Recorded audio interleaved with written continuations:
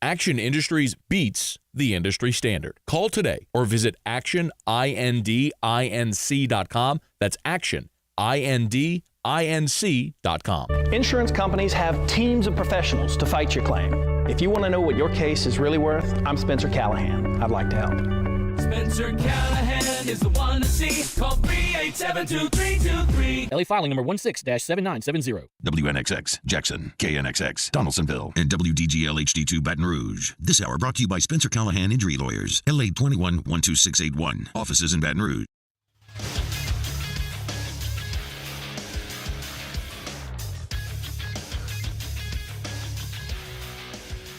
Good morning. It's 7 a.m. here on Wednesday, May 29th. Today in Baton Rouge, expect cloudy skies with a high of 90 in hour one of today's show. We'll talk some LSU versus USC.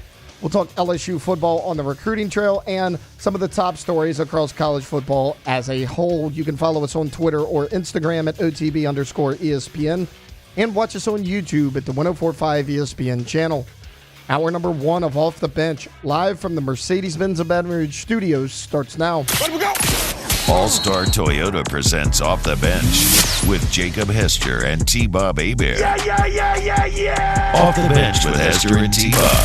Hey, they said I got to come off the bench. All-Star Toyota presents Off the Bench with Hester and T-Bob. Yo, yo, yo.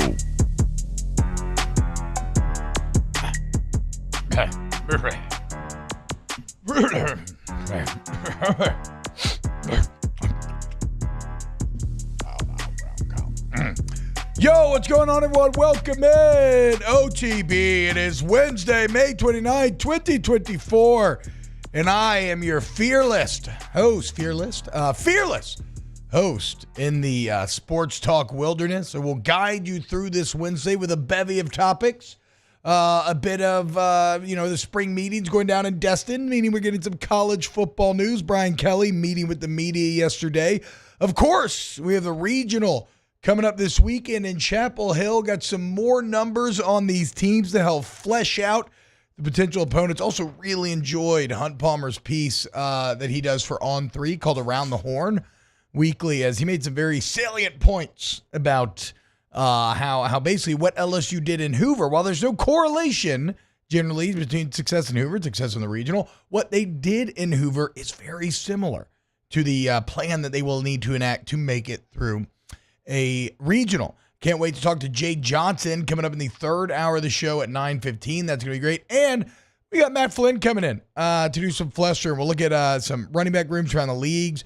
Get your worst feelings in college football.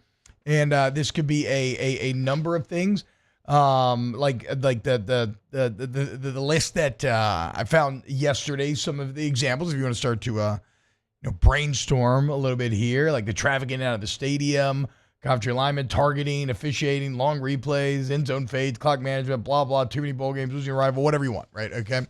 Anyway, it's gonna be a fun show. YouTube.com/1045 ESPN. Hit the like button, share it with your friends.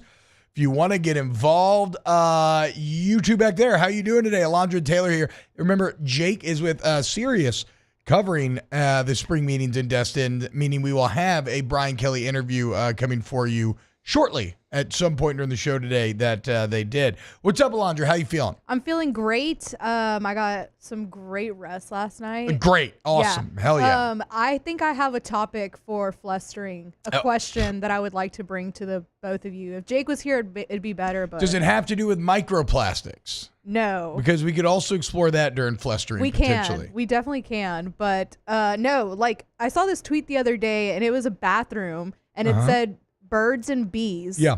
And it's like, which one's the girls' bathroom and which one's the men's bathroom? Because I don't think it ever specified who was the bird and who was the bee. All right. The I'm birds into and this. the bees. Yeah, for sure. Okay, yeah, we can discuss this. I have some early thoughts, but I'll save it. I'll save it for 8 a.m. I do like this, so good job. Taylor, have you brought anything to the table this morning? Yeah, I have. I mean, I filled out about half the doc this morning, if you remember that correctly. Okay, let's not go crazy here. Also, you put a DJ Pickett article in, and you put a running back tier list in. And, okay, the two Saints articles. Okay, that's right. I haven't looked half at the show. Saints articles yet. That's fine. Six segments. That's half the show. I got a upbeat NFL story of the day for you today, since you were all in the fields yesterday. Well, no, about you them keep being bumming dark. us out. Every story, every Tay-Tay, it's such a playful name, the Tay-Tay story of the day, and then it's always like, this guy got arrested for a hit and run. Just because people do bad things doesn't make it my fault, T-Bob. You can choose the news that you can engage with, okay? The world you consume is a reflection of yourself, right? Literally, in the age of the algorithm, that's never been more was a big true. Story. Everybody on national ESPN was talking about it all day. I can't just not bring it up. Yeah, no, to be fair, I mean, you can't be acting a fool like McManus was on the plane, for whatever that's worth. All right, let's dive in to a shocking Saturday Down South report from yesterday, as Matt Hayes, CFB, a very good college football reporter, is citing unnamed sources saying that the Trojans, the men of Troy, have been running scared for nearly 2 years when it comes to this LSU football game. Yeah, that's right. According to Matt Hayes, USC has been trying to get out of playing LSU in Las Vegas to open the season for over 2 years. And the main reason cited is that, quite simply, Lincoln Riley didn't want the game. Now, to be clear, this would have been scheduled pre-Lincoln Riley, even at USC, right? I'm pretty sure this has been on the books for years now. I remember, I think this was like 2019 when we first heard about this, 2020. So the reason why I want to get that timeline straight is because I think that provides credibility to Hayes' take, right? Lincoln Riley shows up and he doesn't want the game. He doesn't see necessarily the benefit for USC. Maybe, even a couple of years ago, he's looking at his roster and he's thinking, okay, you're going to tell me the first game post Caleb Williams, I have to take on LSU. And apparently Lincoln has kind of tried to get a lot of different parties involved in canceling this game. USC's offered up a lot of different opponents. USC even got Fox Sports involved, because apparently Fox Sports is not too pleased that USC's first game as a member of the Big Ten, in which Fox has very close ties with, will be on ABC/ESPN. LSU said, no, thank you, Fox. That's fine. Well, where did Lincoln go next? He shares an agent with he shares an agent with Brian Kelly. They both have Trace Armstrong. Apparently, Lincoln recruited Trace Armstrong to try to convince Brian Kelly to back out of this game, to which Kelly said, no, thank you, sir. We will not be doing that. And it's kind of funny because yesterday in the interview that Jake and Dorien and the series crew did with Brian Kelly, he actually said, me and Lincoln have the same agent, and he certainly doesn't want us to play this game. Talking about Trace Armstrong, again, leading further credibility to Matt Hayes' report here. And look, we've talked about it at length. This is a stunningly similar game for these two teams, right? Two teams with $10 million brand new head coaches are supposed to lead them into the new era. Both coaches had excellent 10-win seasons to start their first year. Lincoln obviously took a huge step back. Kelly kind of did not step back, just stayed where LSU was already at. But now both schools replacing Heisman Trophy winning quarterbacks, trying to fix defenses that were god-awful. Remember, USC's defense was actually better than you last year, just to provide some context there. And both teams desperately need to set the tone for a good season with this first game. And here's what Brian Kelly said, quote, both teams are going through a reboot on defense. Look, I haven't won an opener since I've been here. It's an important game for us, and I know they want to get off at a good start as well. I would ask you this, am I giving myself over to hyperbole when I pose the question, is this the biggest game of Brian Kelly's LSU career? And let's take a look, right? Not biggest win. The biggest win is undoubtedly Alabama at home. Massive. You never beat Alabama in Tiger Stadium. We all know that, right? But it's a bit odd because going into that game, it didn't feel that big of a deal. You didn't know that would or actually, did you know that was going to let you win the West if you won that game? I'm trying to think back. Or did Alabama have to lose a game after that? It might have said you have to win the West. For the yeah, West. you were tied for the West. So okay. So I would say maybe that's the argument there, is that Alabama game could have been pretty big as well, knowing the West was there. But with the unstoppable behemoth that was Georgia, it's not like winning the West felt overly impactful at any given time. I think the context of losing both season openers in the manner that you did to Florida State, in which not only did you really get handled both times, but you just did not know your team at all. It seems like coming out of camp. Now, you made some nice adjustments afterwards, but it was a really piss-poor showing both years in a row. I think with that context, with the need to have a really good year this year with a relatively friendly schedule as far as this new look SEC goes, with a UCLA matchup looming, I think there's a lot of reasons why this is a must win for Brian Kelly and the impact that it can have in terms of determining the temperature of the fan base, the vibe of the season, the confidence of Garrett Nussmeier. I quite frankly, I think it's absolutely massive. And yes, even though he's coached in an SEC championship with LSU, I kind of think that this is a bigger deal. I mean, you're favored by 6.5 points. You should absolutely beat a USC team that is similar to you, only I believe less talented overall. They have a lot of the same weaknesses, and they don't have a Garrett Nussmeier. Miller Moss had a nice bowl game, but go watch Miller Moss play in that bowl game. It's not exactly great quarterback play. It's a lot of throw it up and hope for the best, and Miller Moss's receivers came through for him. I have no problem saying that I think that Garrett Nussmeier will be markedly better than Miller Moss this year. Though, again, under Lincoln Riley's tutelage, maybe Moss has a nice year, but Garrett Nussmeier has better physical tools. And here's what Brian Kelly said about Garrett Nussmeier in that piece yesterday, or in that interview with Sirius. Quote, "What I'm most excited about this transition is that you're going to go from a Heisman Trophy winner to maybe one of the best leaders that I've had here at LSU. He does all the little things the right way, and not because he wants to be patted on the back as a great leader, but because he just naturally does them the right way.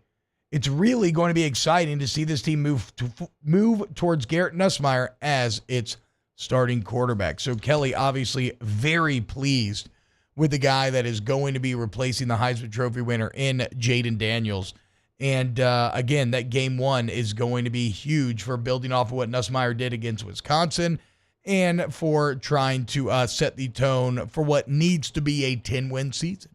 You know, I mean, I think, again, the floor is 9-3 regular season, 10 wins with the bowl game. But honestly, if you manage 10 regular season wins, which I don't know if I would say is more likely than not, but is definitely not, you know, it's not like some super long shot. If you manage 10-2, you will make a 12-team playoff. But guess what? You can't get to 10-2 if you lose to USC. So it's all going to be on the line week one in Vegas. And guess what? We now know that the Trojans, the men of Troy, they've been running scared. Okay. So go prove it to them. You know, don't let this report come out and then blow it to them. Okay. Go show them why they were right to run, why they were right to try to get Fox to move the game, why they were right to reach out to Trace Armstrong to move the game. Prove it to them that they were correct to be scared. All right. Coming up next, maybe get into a little bit of this Jaden Rashada dramarama. And get your comments as well. YouTube.com/1045 ESPN. Hit the like button, sub to this channel, sub to OTB Saints, sub to OTB LSU. And we'll be back with more Off the Bench next. Off the Bench with Hester and T-Bob. ESPN Baton Rouge, New Orleans, Alexandria, and 1130 The Tiger. Go to All-Star Toyota Baton Rouge, All-Star Toyota of BatonRouge.com. All-Star Toyota is located on the airline in Goodwood. Very convenient for everybody to get to. And remember, it's great for a couple of reasons. First off, your car needs a body shop. You need a service. Why not go get a free professional estimate from your friends at All-Star? They have great lines of communication. Oh, yeah, by the way, all makes and models welcome. Doesn't have to be Toyota, doesn't have to be from All-Star. But the text message updates, the calls, no big decisions are made without you. It really is an enjoyable process, top to bottom. You got factory parts right there on site. They have shuttle service that'll drop you off at home and pick you back up. They have rental cars right there inside, a cheaper per day rental price than traditional rental company. So it's your stop for a body shop. Also, you can just go see them and go talk to the sales staff, man, and start to explore some of the great deals they have. Get the minivan of your dreams, a big old Tundra, Tacoma, whatever the case may be. Your answers are at All-Star Toyota of Baton Rouge, allstartoyotabatonrouge.com. In times of need, get a full list of phone numbers, websites, and other important emergency information on the Demco Stormwatch page at 1045ESPN.com. Farming is a way of life for us. It's not something we get up in the morning and dread going do. It's just something we go to bed at night looking forward to getting up to go do. John Deere equipment is what we, as farmers, strive to have. It's in your blood, it's in your veins, or is what we want to be in. The other tractors were required to patch it up to get to where you want to be. Where we want to be is in John Deere. Flip the switch and learn more about what it means to be powered by sunshine at sunequip.com. Bayou Chrysler Dodge Jeep Ram is taking $11,000 off the new 23 Dodge Charger. We're open for business in our beautiful new showroom and taking $11,000 off the powerful new Charger. All new Bayou vehicles come with a 1 million mile warranty. The crew at Bayou Automotive is going to do right by you. When it comes to ending cancer, we push forward, always working together for you. That's why our cancer experts at Ochsner have clinically integrated with MD Anderson Cancer Center. This means advanced cancer care, including access to life-saving clinical trials and integrating care to treat the whole you. Introducing Ochsner MD Anderson Cancer Center. Long live you. I've been doing business with Luba for 25 years. They're dependable, trustworthy. It's just the attention to detail with our clients. Our folks have years and years of experience. They're highly trained professionals, but many companies have that asset. What I'd like to think makes Luba a bit different is that we use those talents in a way that truly is dedicated to serving the needs of the folks who depend on us.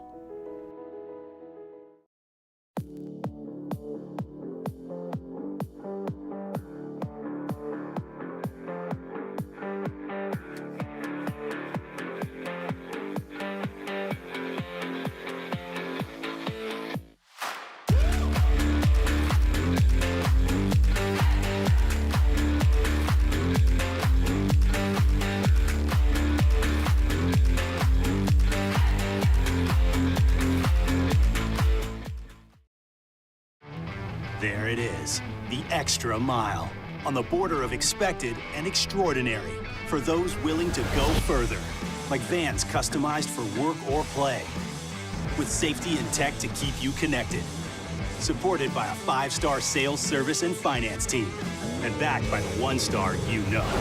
So go the extra mile. It's never crowded, because so few have what it takes to go there. Mercedes-Benz Vans. Gulf Coast Bank and Trust is giving our customers the power to bank anywhere, anytime during this challenging event. And we're right there with you. Our mobile banking app is a smart... Matt Moscona inviting you to join us for Wednesday's Hump Day AFR, presented by Pluckers. We'll roll up our sleeves and go deep dive into the Chapel Hill Regional, looking at North Carolina, Long Island, and Wofford. Join us 3 to 6, 104.5 ESPN Baton Rouge.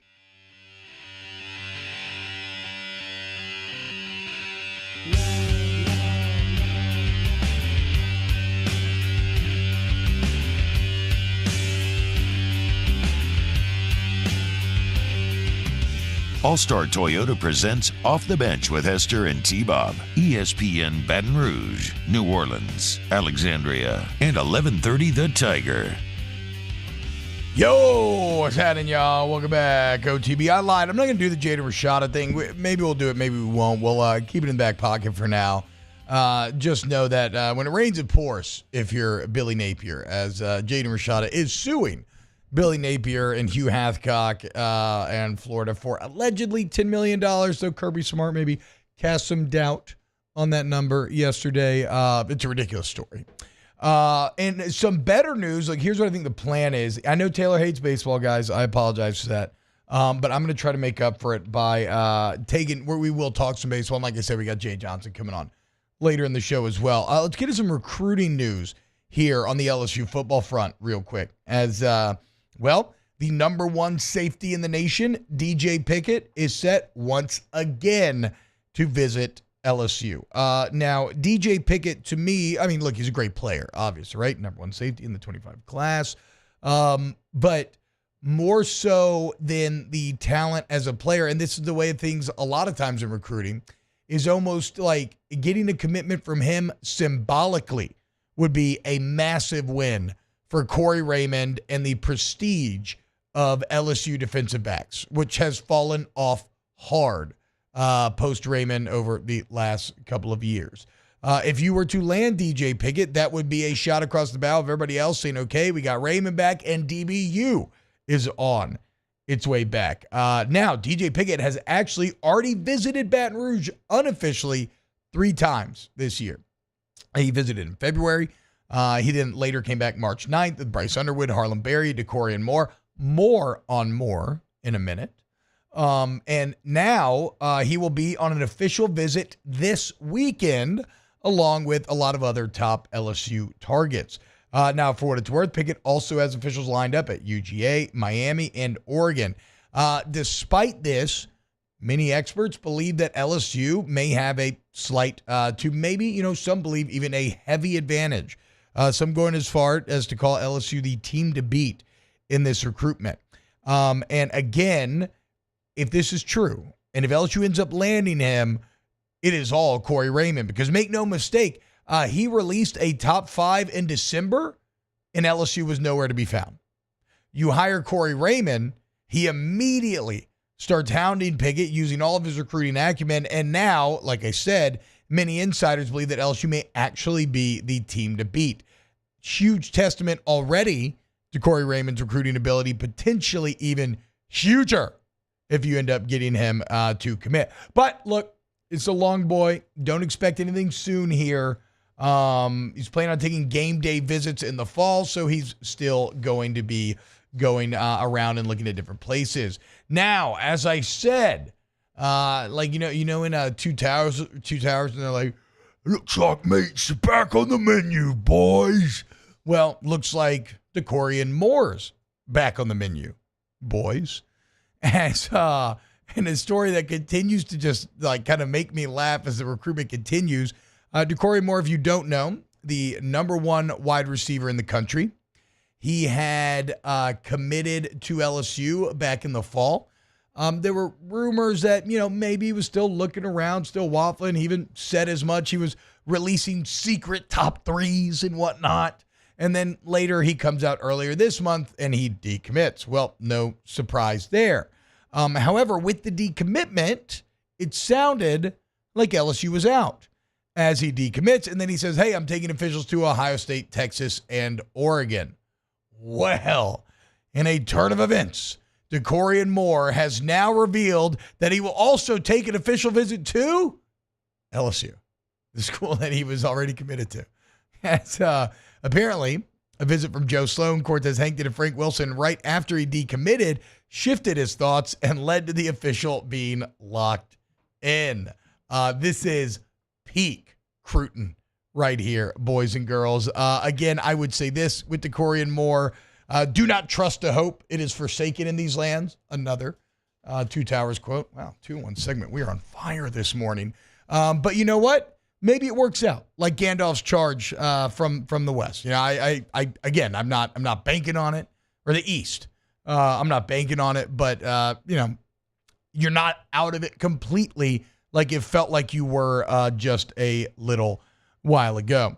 Hey guys, I do want to remind you, Dorien Moore is 18 years old, right? Pretty young, feeling good. If you want to feel 18 again, you should go check out Rejuve Me Medical. RejuveMeMedical.com is the website.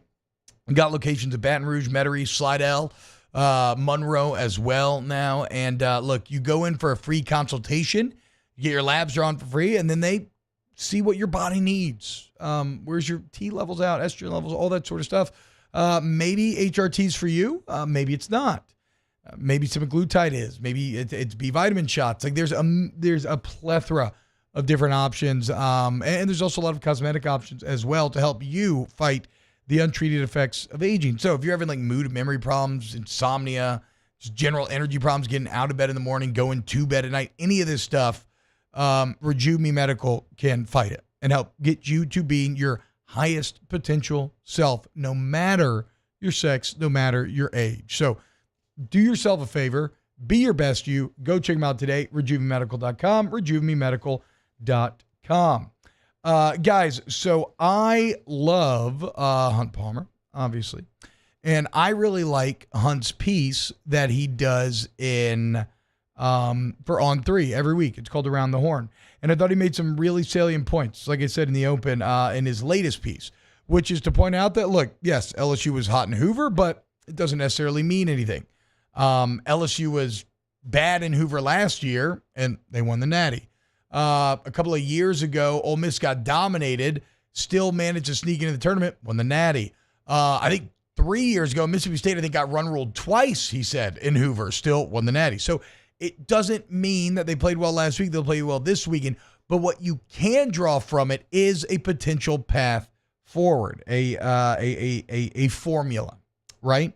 In which you are going to have Holman and Gage jump, throw very well, and you have to take advantage and win those games. And then after that, you're just going to have your bats feast on some of these later pitching staffs over this weekend. And you look at it in Hoover, Holman and Jump go 13 innings of one-run baseball. You win both those games.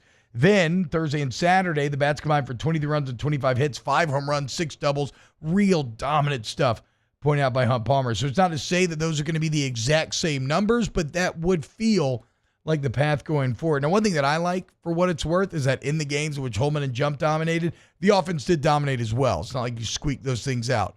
Now, you weren't facing the aces necessarily, but still, your offense has been very good top to bottom for a minute now, and maybe there's no bigger reason why than Michael Braswell. Just a true leadoff star. And this is, again, where I must credit Hunt here because he brings up some numbers that I hadn't seen yet. He got the job, the full-time start leadoff guy job 8 games ago, right? In those 8 games, he's got a .463 on base percentage. He scored 11 runs, 6 walks, 1 hit by pitch. He's batting .352. And in the 12 games overall that Michael Braswell's led off, the Tigers are 9-3. As I said earlier this segment, correlation does not always equal causation, but here it just damn might, okay? He is a big reason why things have been going well lately. I think another encouraging thing for this weekend, Jared Jones' slump, I think we can call officially done. You know, he's homered in 4 runs or homered in 4 games in a row. Yeah, I'd say that counts. Another encouraging thing for the weekend, LSU has been damn good out of conference all year long, right? It's just been them struggling in the SEC. Now, I don't think that applies to UNC. UNC is an SEC quality team and then some. I mean, there's a reason why they're 4 in RPI. There's a reason why they are a national seed, and it's because they are top 25 in the country in ERA, batting average, home runs per game. The only series they lost this year were to East Carolina, Virginia, and NC State, all very good teams in their own right. They also did suffer midweek losses to South Carolina and Coastal Carolina for whatever it's worth, but Tar Heels 16-3 in the last month. And let's look at their offense because this is a bit intimidating. And with how this thing works, unless there is a massive upset because if you both win, with how this game works, either Luke Holman or Gage Jump is going to have to square up with this offense, and they're going to have to do a great job because, and then look, potentially when you get lower in the staff, you're going to have to square up as well. And well, you see why the bats for LSU are going to have to bring it because this is a Carolina offense that is 13th in walks. They're 22nd in batting average. They're 14th in the country in slugging percentage. How about this? They got 5 players with 13 or more home runs on the year. So top to bottom, there's maybe not the one, like there's not like a Charlie Condon, like one like hyper overwhelming guy, but there's just really damn solid power throughout the lineup. 7 players with a slugging percentage over .520, and they're experienced, man. 6 seniors, 2 freshmen, and a junior in this lineup. In terms of Carolina pitching, their top 2 starters are second-team All-ACC and Jason DeCaro and Chase Spragg, and they got 2 more out of the bullpen that are third-team All-ACC and Matthew Mathis and Dalton Pence. So, again, a damn good UNC team that you're going to have to try to fight against. Wofford, who you will open up with, is a bit more interesting, but it's still going to be a huge test for LSU because, as you'll see, the Tigers maybe not the best position to take care or to take advantage of Wofford's biggest weakness. Definitely the player to watch when it comes to Wofford, though, is Marshall Toole, the leadoff man. We kind of mentioned him yesterday a little bit. He's batting .383 on the year. He's got 15 doubles, 10 triples, and 9 home runs. He's walked 37 times. He's 42 of 45 on stolen bases, okay? So he's patient at the plate. He has elite speed. He gets there often, and when he does, he pushes himself into scoring position more often than not. 9th in the country. And the team is 3rd in the nation in batting average. They're 3rd in the nation in on-base percentage, 9th in stolen bases per game. So, again, whoever gets that start, game 1, home and a jump, it's going to be a very good lineup that they're going to face. It's going to be a very aggressive, kind of apply the pressure lineup. Alex Milazzo going to be relied upon to show the defensive talent that he's always been known for and try to keep some of these runners down. Now, when it comes to Wofford, they have a glaring weakness, and it is the team staff. They are 116th in the country in team ERA. Interestingly, they are 26th in strikeout to walk ratio. So they will attack the strike zone. They are not afraid to pitch to contact. You have to make them pay. However, while the staff is awful, they have a true ace. They really do. And that is Zach Cohen. And Zach Cohen is first team. He's first team all conference. He's got over, lost my notes here a little bit. Let me hop over to the computer to find them real quick so I can give you his exact numbers. Sorry. Okay, here we go. Zach Cohen's first team all conference. He's got 104 innings pitched with 3 complete games. He's got a 3.55 ERA, and in those 104 innings, 118 Ks to 28 walks. So damn near a 10-to-1 K to strikeout or K to walk ratio. Okay, this guy is damn good, and that's who you're going to be squaring up with. So if you chase him early, you should be fine because the rest of the staff sucks, quite frankly. However, this guy has shown that he will go deep into games. And if you let him hit a rhythm, and then you talk about that Wofford offense and their production and their scoring and their speed and the pressure that they apply, that's a potentially dangerous combination. So again, I love the form of the Tigers. I love how they've played out of conference. I love Michael Braswell leading off. I love Holman and Jump, and I love everything that I saw last week. But make no mistake, there are a couple of distinct challenges that you're going to have to overcome this weekend in Chapel Hill, and I cannot wait to watch. All right, let's go ahead and go to break, and when we get back, we got more OTB. Off the Bench with Hester and T-Bob. Go to Pinnacle Exterior Construction, PECbuilt.com, PECbuilt.com. Remember, project managers, designers, we're looking for you. If you want to go work for a great company, one that's really going to stretch you, empower you, and allow you to be creative, to do work that you're proud of. And the reason why I'm kind of framing it this way is because if you go to PECbuilt.com and you look at the gallery of their work, you're going to see what I mean. Their work's just stunning. Go look at the house that they built in Roseanne and won all these awards for. Go look at the custom outdoor kitchens that they made, the custom outdoor living spaces, custom outdoor pools, even the spec pools that are executed just the perfect level where you choose a number of templates and make it your own. Bulkheads, anything. Fences, any size, any material. Again, there's only one answer for y'all, and it's Pinnacle Exterior Construction, PECbuilt.com. That's PECbuilt.com. Our listeners fire off their opinions on the jimsfirearms.net hotline at 499-1045. Keep listening for your next chance to shoot us your thoughts with the jimsfirearms.net hotline on 1045 ESPN Baton Rouge. Bayou Ford has the new inventory to get you in a new Ford truck or SUV today, or customize your next vehicle just the way you want it. All new Bayou Ford vehicles come with a 1 million mile powertrain warranty. The crew at Bayou Ford is going to do right by you.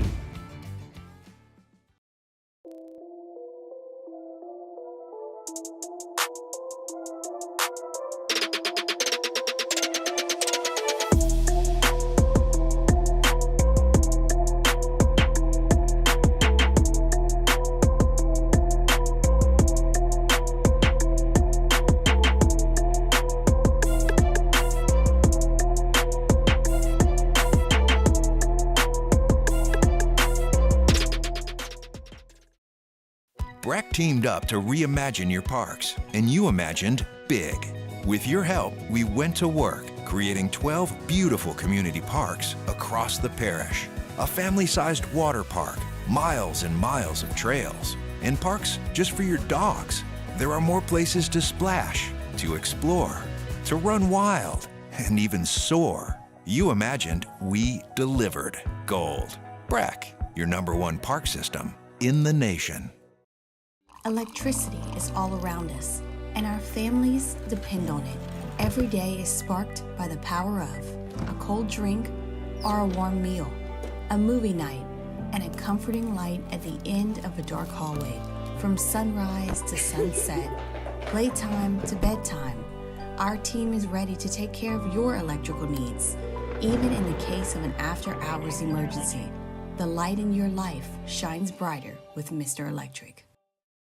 Hey, it's Matt Moscona. For years, you've heard me tell you about Insurance Network of Louisiana, helping you find better coverage for less money. But it's not just for your home and auto. They also offer commercial property. So, retail stores, professional offices like doctors, dentists, attorneys, clothing boutiques. Insurance Network of Louisiana can find you better coverage for less money. They service the entire state of Louisiana, and they're local. So call today at 293-0450 or lainsurance.net. Jerry and Benny Payne began Central Plumbing Company out of their driveway in Tanglewood Subdivision. 50 years later and 4 generations down the road, we continue to serve Baton Rouge and the surrounding areas for all of their plumbing needs. Residential, commercial, industrial, or hospitality, Central Plumbing is here 24/7, 365. We want to thank our customers, family, and friends for 50 years of success. And looking forward to 50 more.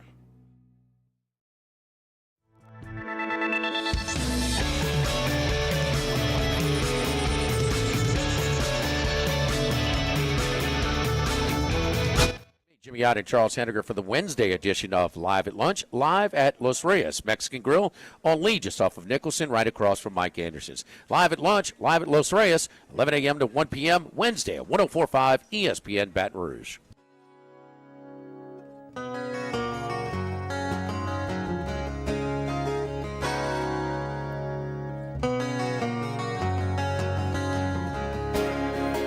All-Star Toyota presents Off the Bench with Hester and T-Bob. ESPN Baton Rouge, New Orleans, Alexandria, and 1130 The Tiger. Here now.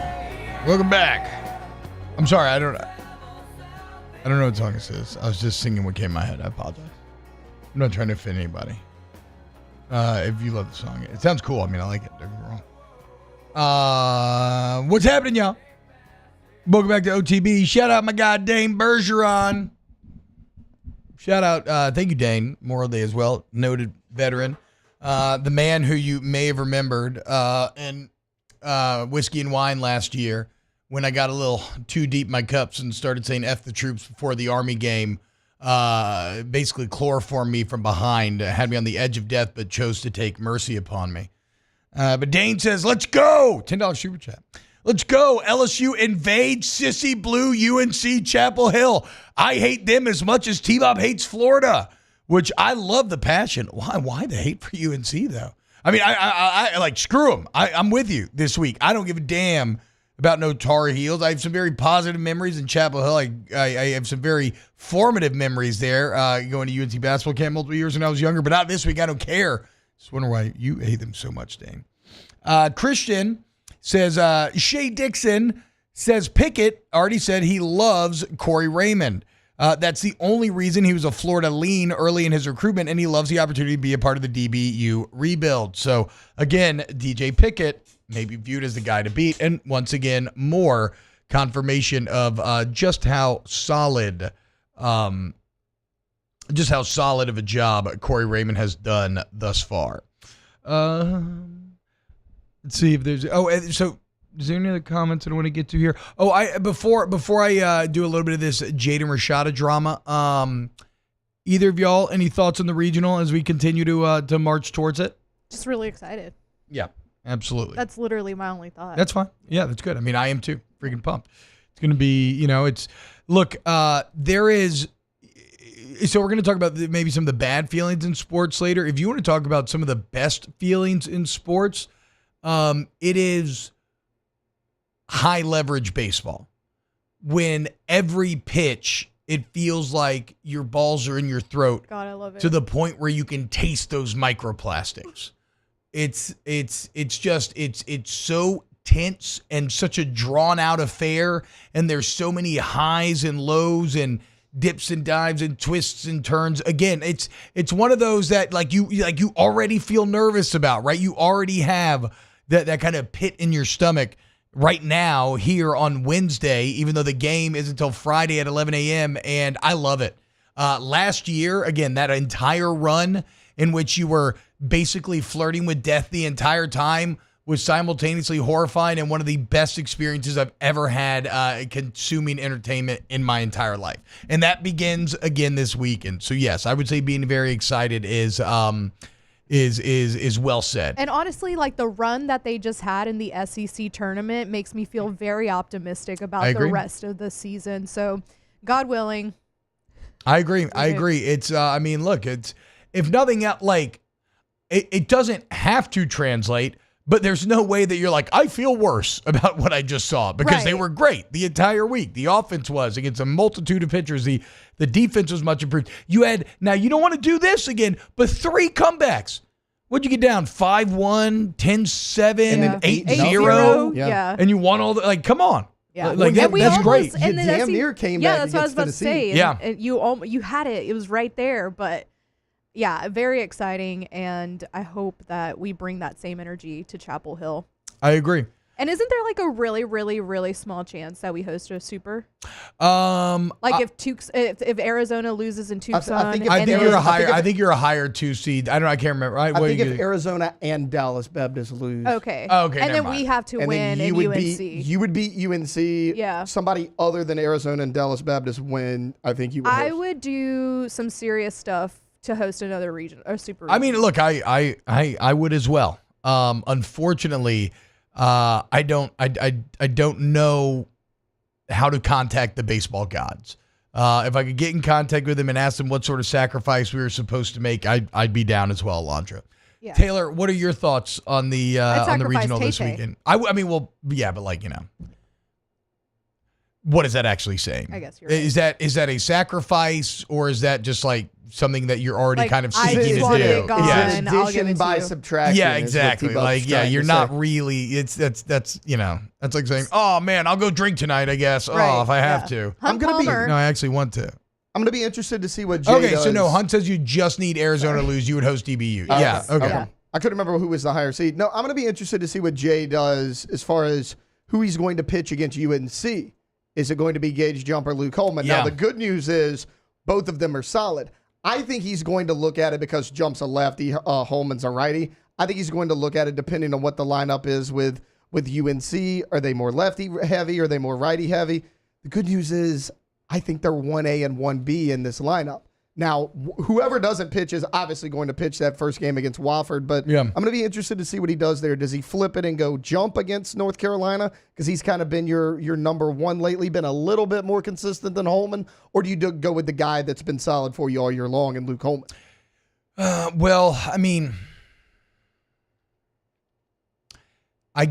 Does it come down to a question of do you value the rhythm that you've established or the matchup more? Like, to your point, right? Yeah. Like what have they done against lefties? What have they done versus righties? I think that's what it comes down to personally. I would say that probably means more than Gage Jump being on Friday because he has been on Friday. Because you flipped them. They've been flipped. Yeah. And they were both really good. Well, and you saw them, you just threw both of them on short rest and they dominated. So like the timing element of it, maybe not as big of a deal as it's felt in the past, where it's like, no, maybe we want to establish the win, keep Skeens in his rhythm, blah, blah, blah. So yeah, I think you're probably right. I'm just going to be honest. I was going to say, well, ask Jay Johnson, but I'm not, because I've asked Jay Johnson pitching decisions a million times and every time he just can't answer. Yeah.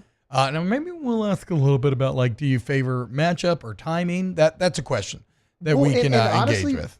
Wofford's been scoring 10-plus runs a game. I understand their competition's been a little bit lower, at least in most people's eyes, but like they can hit too. Maybe he looks at the combination of both lineups.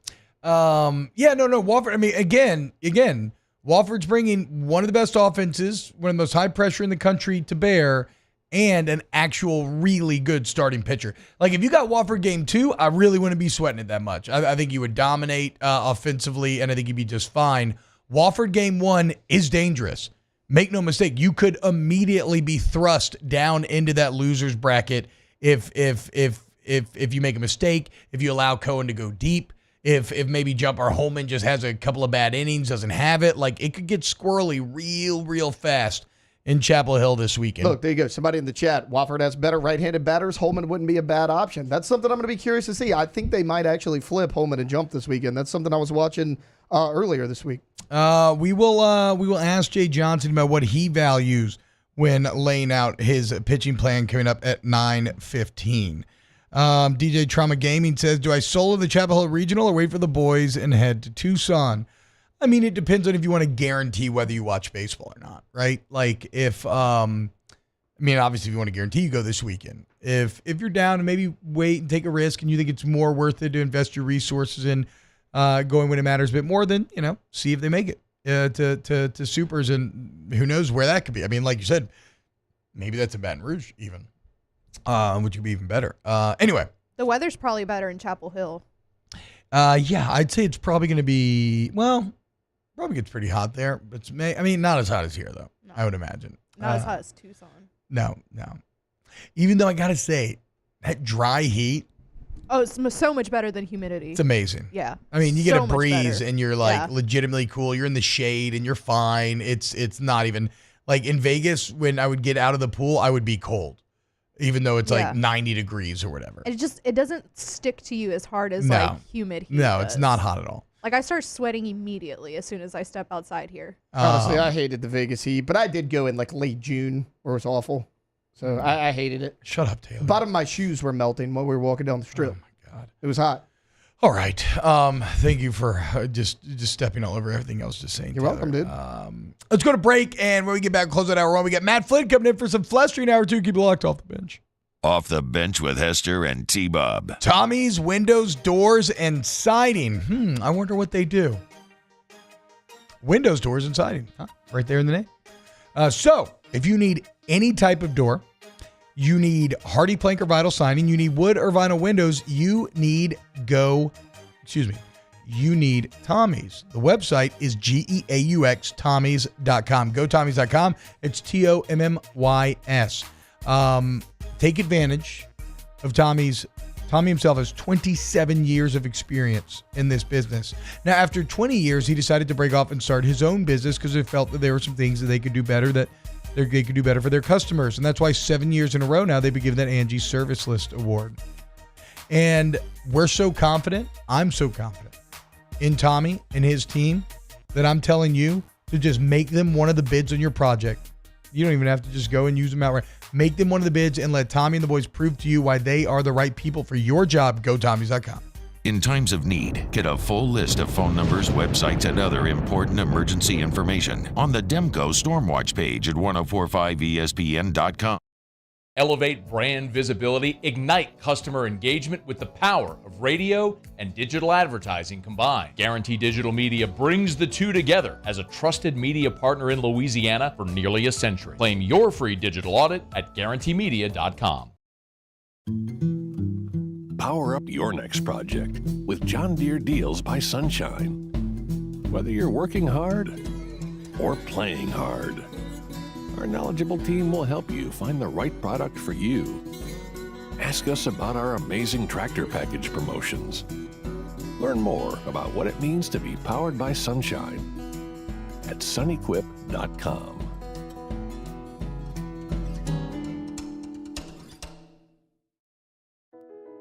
I've been doing business with Luber for 25 years. They're dependable, trustworthy. It's just the attention to detail with our clients. Our folks have years and years of experience. They're highly trained professionals, but many companies have that asset.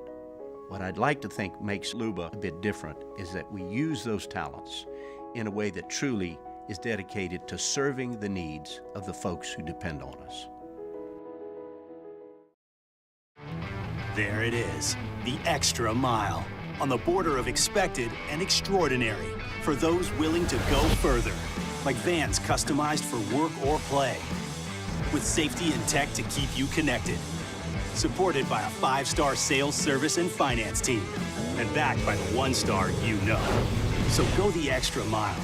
It's never crowded, because so few have what it takes to go there. Mercedes-Benz Vans. When it comes to ending cancer, we push forward, always working together for you.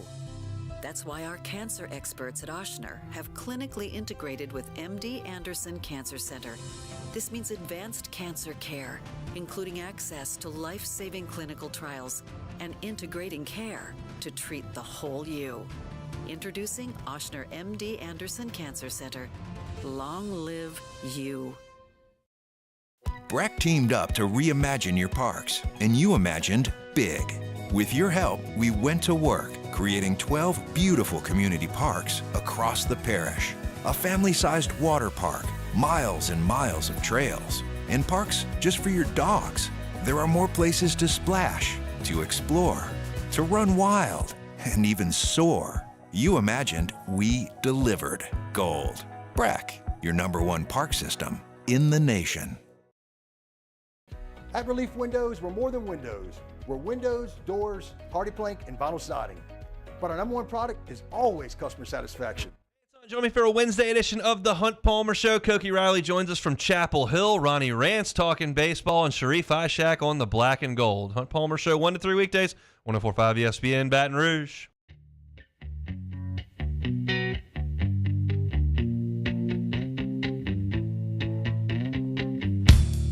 I'm so happy 'cause today found my friends. All-Star Toyota presents Off the Bench with Hester and T-Bob. ESPN Baton Rouge, New Orleans, Alexandria, and 1130 The Tiger.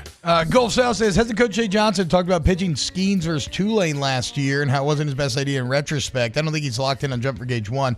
Well, I don't know if that logic comes into play because I feel like Jump and Holman are much more akin to one another than was Skeens and the staff last year, right? Like there's no clear #1 between the two. Would y'all agree with that? Between Jump and Holman? Yeah.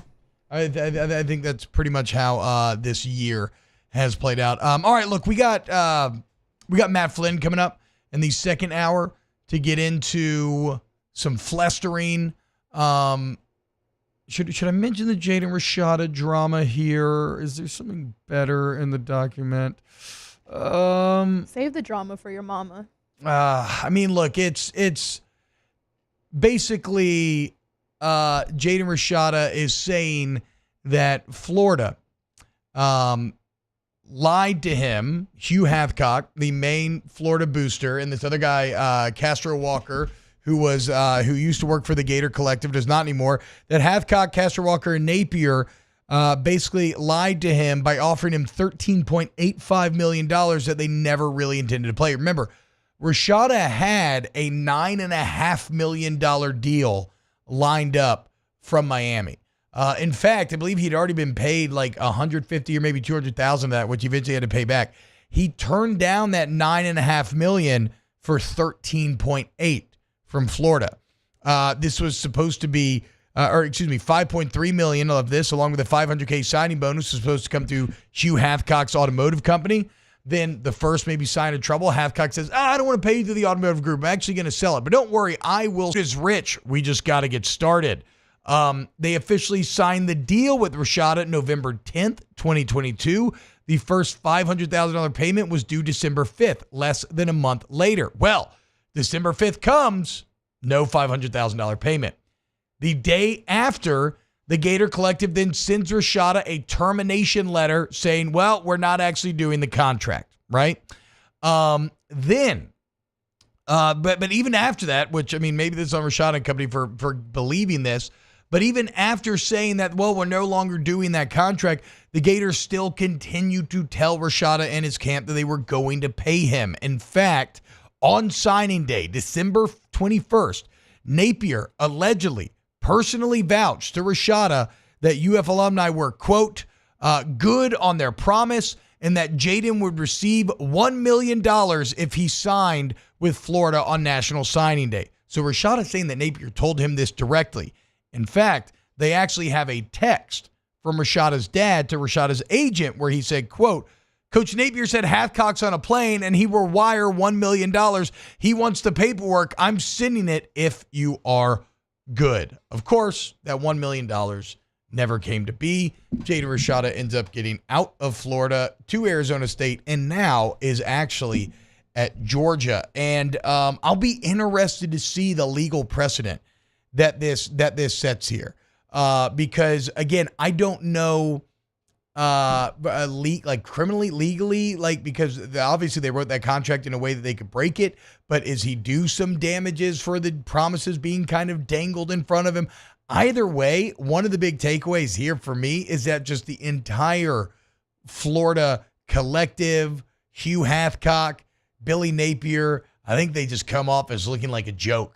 And again, I don't know if this is legally true, but it certainly feels outside looking in like the assertion that they never intended to pay the $13 million is true. Off the bench with Hester and T-Bob. Go to AccuTemp at Baton Rouge, AccuTempBR.com, AccuTempBR.com. Look, you go there today, you're going to take control of your comfort zone. All your AC, heat, and electrical needs right there under one roof. Thousands, nearly 5,000 Google reviews now and a 4.9 rating. How does that happen? Because their customers are it's a customer service level that you just have never experienced before. I promise you that. The amount of information that they send you about who's coming in your home, pictures, bios, even like some personal details for making general conversation if you would like. It's service to the highest degree, which is the kind of their core guiding ethos and mission statement. Remember, too, with storm season approaching, if you need a whole home generator and you want to make sure that you don't lose your freezers full of meat or anything like that, well, AgTemp's got your back. Get a free professional estimate today and let them tell you exactly what it would take. AgTemp, Baton Rouge, AgTempBR.com. When it comes to ending cancer, we push forward, always working together for you. That's why our cancer experts at Ochsner have clinically integrated with MD Anderson Cancer Center. This means advanced cancer care, including access to life-saving clinical trials and integrating care to treat the whole you. Introducing Ochsner MD Anderson Cancer Center. Long live you. Bayou Ford has the new inventory to get you in a new Ford truck or SUV today, or customize your next vehicle just the way you want. All new Bayou Ford vehicles come with a 1 million mile powertrain warranty. The crew at Bayou Ford is going to do right by you.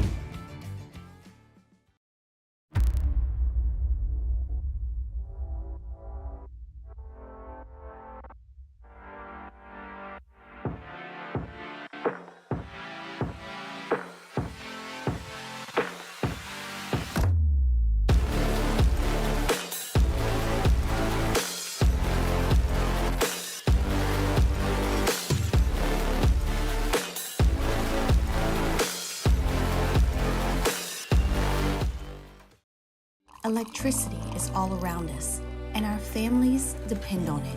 Every day is sparked by the power of a cold drink or a warm meal, a movie night, and a comforting light at the end of a dark hallway. From sunrise to sunset, playtime to bedtime, our team is ready to take care of your electrical needs. Even in the case of an after-hours emergency, the light in your life shines brighter with Mr. Electric. Hey, it's Matt Moscona. For years, you've heard me tell you about Insurance Network of Louisiana, helping you find better coverage for less money. But it's not just for your home and auto. They also offer commercial property. So, retail stores, professional offices like doctors, dentists, attorneys, clothing boutiques. Insurance Network of Louisiana can find you better coverage for less money. They service the entire state of Louisiana, and they're local. So call today at 293-0450 or lainsurance.net. Jerry and Benny Payne began Central Plumbing Company out of their driveway in Tanglewood Subdivision. 50 years later and 4 generations down the road, we continue to serve Baton Rouge and the surrounding areas for all of their plumbing needs. Residential, commercial, industrial, or hospitality, Central Plumbing is here 24/7, 365. We want to thank our customers, family, and friends for 50 years of success. And looking forward to 50 more.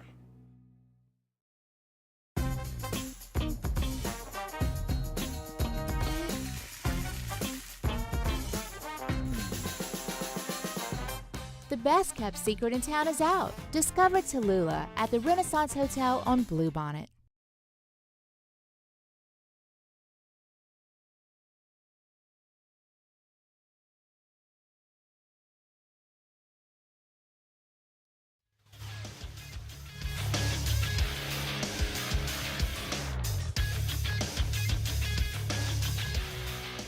Good morning. It's 8 a.m. here on Wednesday, May 29th. Today in Baton Rouge, expect cloudy skies with a high of 90 in hour 2 of today's show. We'll talk some college football news, some New Orleans Saints, and Matt Flynn stops by the show for an hour of flustering. You can follow us on Twitter or Instagram at OTB_ESPN and watch us on YouTube at the 104.5 ESPN channel. Hour number 2 of Off the Bench, live from the Mercedes-Benz of Baton Rouge studios, starts now. Let we go! All-Star Toyota presents Off the Bench with Jacob Hester and T-Bob Hebert. Yeah. Off the Bench with Hester and T-Bob. Hey, they said I got to come off the bench. All-Star Toyota presents Off the Bench with Hester and T-Bob. Yo, yo, yo. Yo, what's up, guys? Welcome in. Hour 2 of OTB. T-Bob, Alondra, and Taylor hanging out with you today. We're going to have Matt in here in a little bit. He's just fighting through some traffic. Classic BR. I don't know if this, worst feeling college football thing's going to be fun or not. I just got to be completely honest. I can't tell if I think it's good or just sucks, but we can just see if it sucks together, right? Take that journey together. Gulf South says, this Rashada guy, I love the fact he had money in hand from a $9 million deal from Miami, but the little greedy punk gave it back only to not receive a dime from Florida. LOL. Welcome to life, kid. So that's interesting because I've seen that kind of take a lot. In fact, I think I maybe felt, maybe not as aggressively, but I think I maybe felt some of that when I originally heard this story back in, when it all first fell apart, right? But I got to be honest, man. After reading the very in-detail breakdown by The Athletic and what's being alleged in the lawsuit, if the lawsuit is real, I find it very hard, or if the allegations are real, I find it very hard not to empathize with Jaden Rashada. I mean, again, let's all be just honest with ourselves. Somebody's offering you $9 million, okay? And then somebody offers you $13.8 million. Which one are you going to take?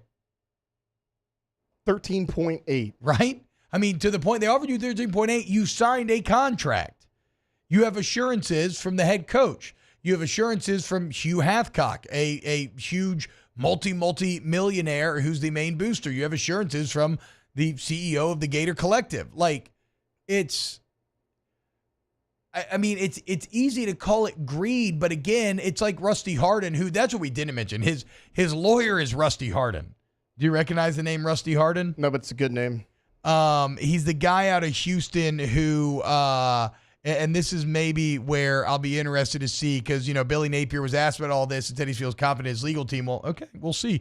Because Rusty Hardin is the guy that's represented Rudy Tomjanovich, Warren Moon, Wade Boggs, Rafer Alston. Who's Rafer Alston? He played for the Toronto Raptors. He was a point guard. He also played for a couple other teams in the NBA. Yeah, nerd, but what's he actually known for? Playing with Vince Carter. No, he skipped my Lou from the old Dan 1 mixtapes, you idiot. Rafer Alston, Scottie Pippen, Steve Francis, Roger Clemens, Michael Bennett, Deshaun Watson, Adrian Peterson, Kurt Busch. He has gotten people out of some crazy stuff.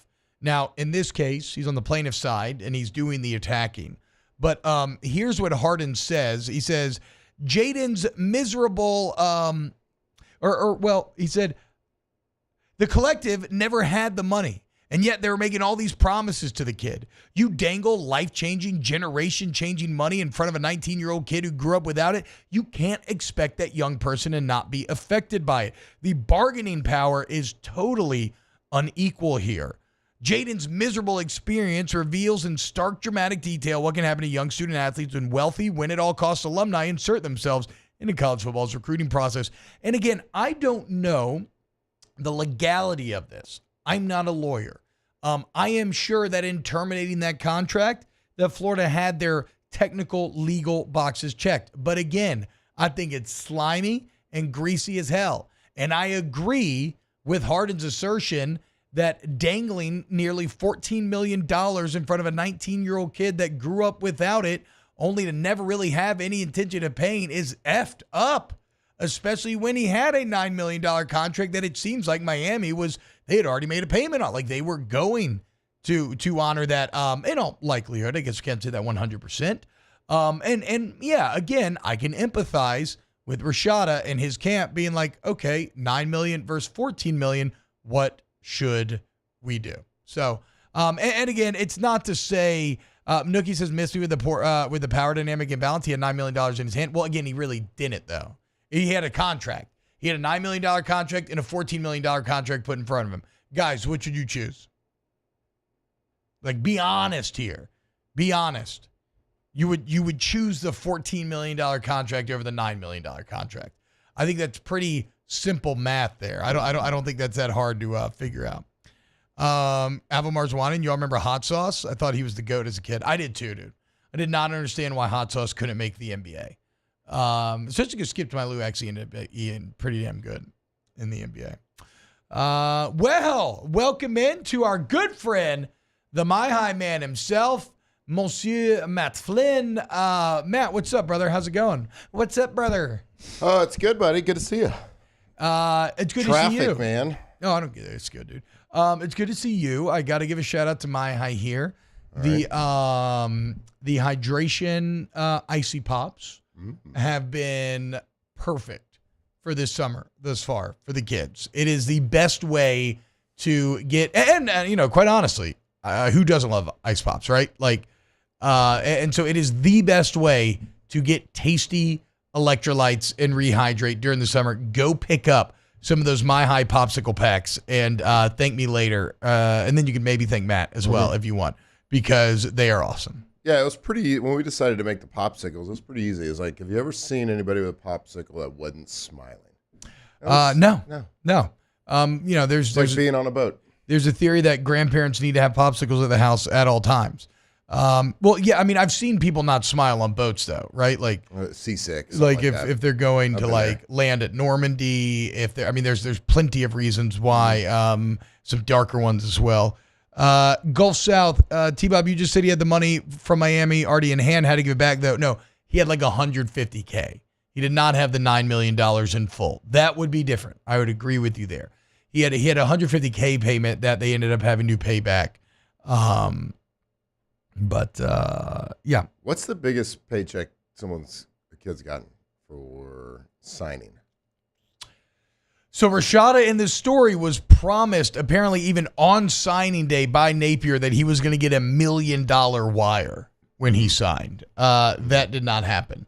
I don't know, actually. Do we? It's all so muddy. Yeah. For signing. Yeah, it's just also. I mean, I feel like very an agreement like that. I know that wasn't like $9 million signing bonus for the kid. Oh, you mean like the biggest? Like what's the deal? Like the deal? Yeah. I mean, look, I feel very comfortable. I doubt this is the biggest at all, but we know that some of those that Dominic Williams and Simeon Barrow, some of those spring defensive tackle transfers that LSU got outpriced on, I think they got over $1 million.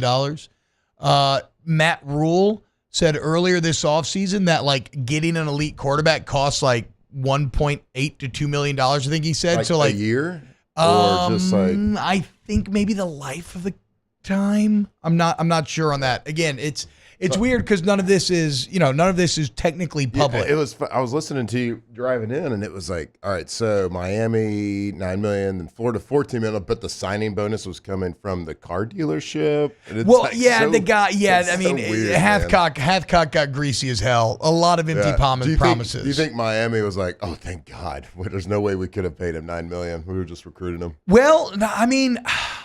The thing about Miami, though, is there is like a never silent auction where you're trying to bid it up, but you don't really want to win it. But the only thing I would say about Miami is there has never been a story about them not honoring their NIL deals, and they have been paying people. Like, for whatever it's worth, who's the Life Wallet guy? Why am I blanking? He owns the gyms, right? And Life Wallet. Why am I blanking right now? What's his name? He's a greasy character. Oh, John Ruiz. He's a greasy character. But again, he had already started paying Rashada. He gave him that first $150K. I think Miami was likely going to pay that $9 million. Florida, they were leaning on the car dealer. They were leaning on Hathcock. And he does not seem like, I don't know, he doesn't seem like he really wanted to at all. Yeah, no. I wouldn't either. But no, I wouldn't either. I mean, but look, I feel pretty comfortable saying that Raiola in Nebraska probably, Raiola's probably making like over $2 million. It's probably one of those like the school Napier. They get the collective together. They go have a nice dinner, some cocktails, some wines flowing, and they start like big talking to each other, bouncing off each other. Yeah. And the next morning they're like, ugh. I mean, I agree. I agree. I mean, they. Again, the day after the first $500,000 payment was due, they terminated the contract. And then still 2 weeks later, we're still promising him they give him the money. Even on signing day, allegedly, Napier telling the family, look, we're going to give you $1 million wired right when you signed, and just none of it ever happened. So again, I don't know legally what happens here, but I do think that Florida looks scummy. I think that Florida looks pretty pathetic here, and I think it really reflects poorly on Billy Napier and the entire ecosystem. For all the people, the college football fans that are like more traditionalists that kind of want to see the reins like it be brought in a little bit, you got to hope that the courts come down really hard on Florida and pay that kid, make them pay that kid a lot of money, because it's gonna make people check themselves. Yeah, that's true. More. Because I'm sure that Florida, again, I don't think they did any of this. Like that contract that was terminated, I'm very confident they were within their rights to do so, right? Mm-hmm. Like their lawyers drafted it, I'm sure, in such a way that we can get rid of it at any time for anything. But you're right. Like the courts, I would love for the courts to show that you can't jerk these kids around and just make up numbers and be like, we'll give you this. Not really, we don't have to. Because like it's been stated, like amateurism's dead. So these kids are professional football players at this point. And just think any other professional sports league, if you tell them you're going to pay them and you don't pay them, you are getting the mess sued out of you. And you are losing every single time. Yeah. And you're getting suspended. You're going to get kicked out of the league.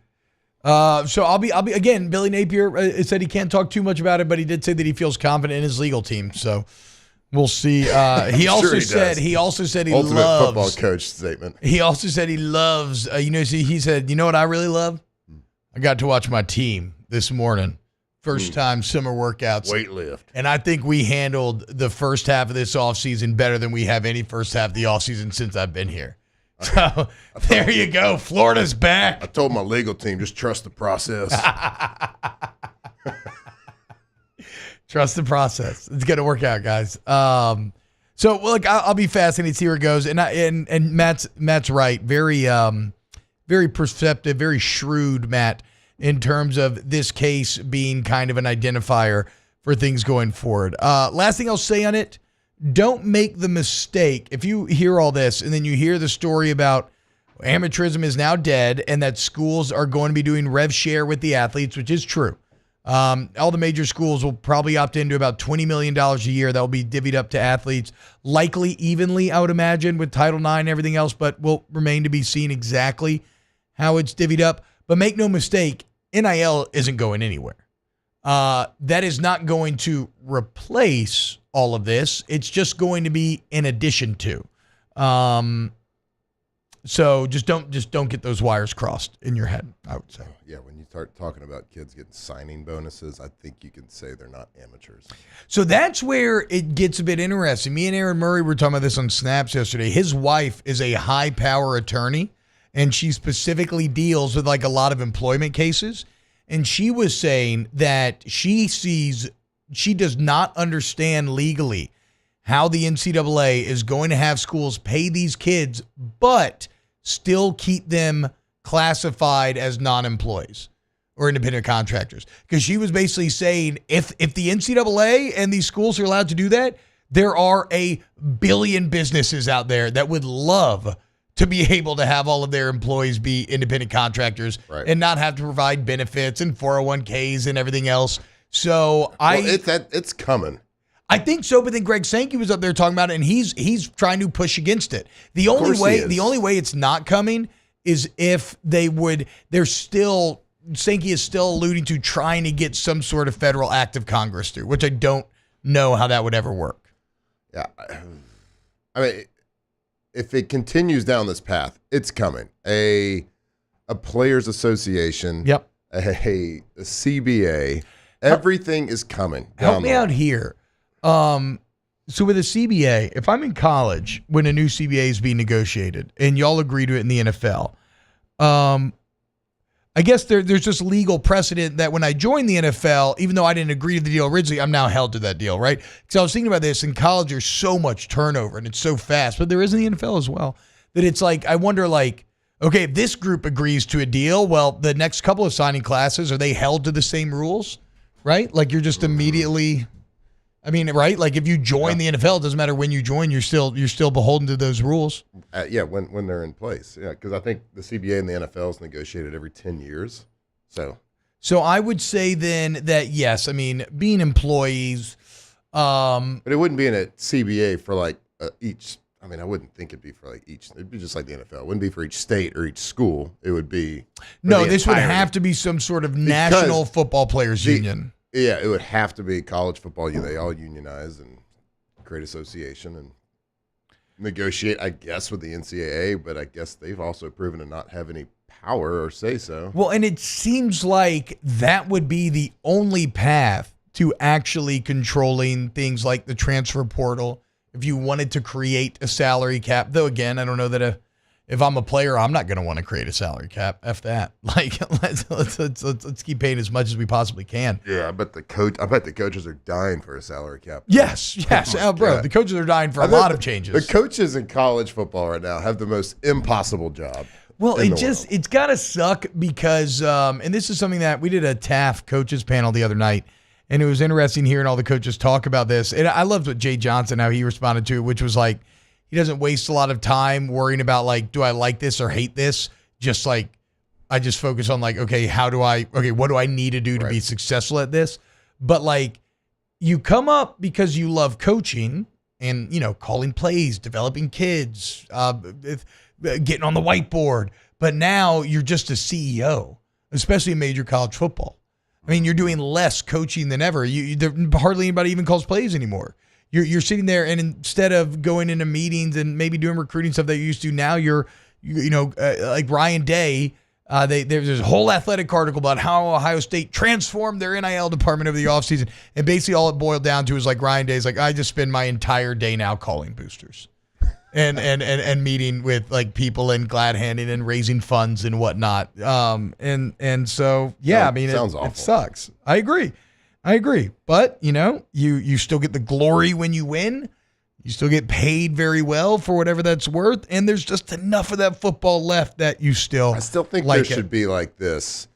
There should be one coach, one program that like buys all in to be like the antithesis of NIL. They're like, we're going to be hard-nosed football. We're going to not take transfers. We're going to recruit. I think this is an awful. Wait, no, you're going to get like. You're just describing Dabo Swinney. He literally has a no transfer rule basically. The other day he was like, Dabo Swinney's. Nah, I mean that's who you're describing. He is lost in the court of public opinion. Then you're describing the Boise State head coach who said our freshmen are not allowed to get NIL. Why in the world would you choose to go to Boise if Toledo's going to pay me $30K? Like, it doesn't even have to be a crazy amount of money. If you're going to tell me I just can't make money here, I don't think so. I don't know. I'm just saying there might be a handful of kids that might want to do it. They might want to say, hey, I'm going to coach you old school style. I'm going to be hard on you. You know? You might get some. You think a young Matt Flynn would have gone to that school? Maybe. I don't think so. I don't. My think mind so. was so far away from like being able to make money. No, playing I mean football. that's fair. It's hard to put ourselves in that spot. Yeah. Bilbo Baggins says, any talk of the Saturday in South Africa mentioned that Lincoln Riley actively tried to get USC out of the Vegas game for the last 2 years. Yes, we opened the show discussing it, and there's a couple of pieces of correlating evidence that I think support Matt Hayes' article. If you want to just rewind the show, you can go listen to that. Coming up next, we got some more Flustering. Keep it locked right here on Off the Bench. Off the Bench with Hester and T-Bob. ESPN Baton Rouge, New Orleans, Alexandria, and 1130 The Tiger. Yeah, there you go. Those are called military academies, Matt. I mean, this is finally the age of Army and Navy and Air Force is here. They're on the upswing. Go to All-Star Toyota Baton Rouge. AllStarToyotaBatonRouge.com is the website where you can start to explore the incredible selection and the fantastic deals that they have going on every single day over there at All-Star. Look, man, whether you're looking for a minivan, a big old truck, maybe a smaller work truck, any sort of sedan. Oh my God, in the hedges. Sorry, Georgia Spring Game's on. It's all there at All-Star Toyota. Why don't you join me, though? If you have multiple kids, guys, I cannot recommend the Toyota Sienna enough.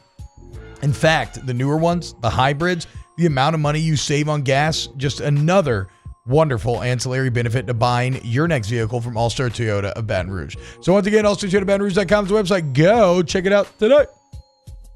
Our listeners fire off their opinions on the JimsFirearms.net hotline at 499-1045. Keep listening for your next chance to shoot us your thoughts with the JimsFirearms.net hotline on 1045 ESPN Baton Rouge.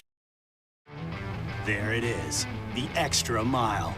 On the border of expected and extraordinary for those willing to go further. Like vans customized for work or play. With safety and tech to keep you connected. Supported by a 5-star sales, service, and finance team. And backed by the 1-star you know. So go the extra mile. It's never crowded because so few have what it takes to go there. Mercedes-Benz Vans. Gulf Coast Bank and Trust is giving our customers the power to bank anywhere, anytime during this challenging event. And we're right there with you. Our mobile banking app is a smart way to manage your money and time. Gulf Coast Bank and Trust, the bank that cares about you. When things heat up, you don't just want a cold one. You want the coldest one. The cold lagered, cold filtered, cold packaged one. Mountain Cold Refreshment. Coors Light. Choose chill. The Windsor Senior Living Community in Mandeville, Louisiana is a beautiful, vibrant apartment community geared towards seniors. They are nestled right in the heart of Mandeville, where seniors live a more carefree lifestyle in spacious apartments with the peace of mind that comes from having a little extra help. Call the Windsor at 985-624-8040 to schedule a lunch and tour. Come see how the Windsor can be your passport to peace of mind. Power up your next project with John Deere Deals by Sunshine. Whether you're working hard or playing hard, our knowledgeable team will help you find the right product for you. Ask us about our amazing tractor package promotions. Learn more about what it means to be powered by Sunshine at sunequip.com.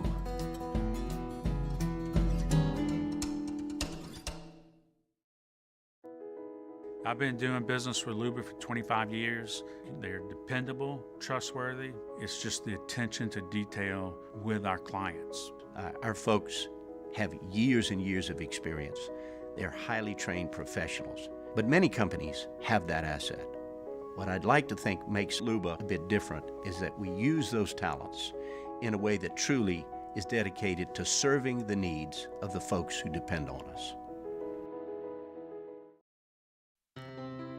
When it comes to ending cancer, we push forward, always working together for you.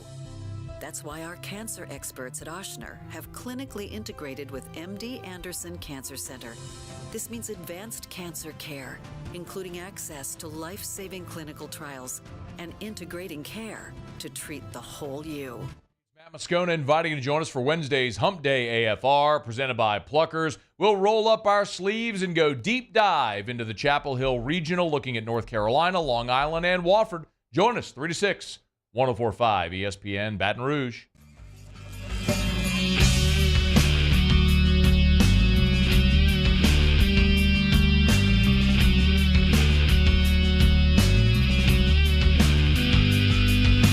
All-Star Toyota presents Off the Bench with Hester and T-Bob. ESPN Baton Rouge, New Orleans, Alexandria, and 1130 The Tiger.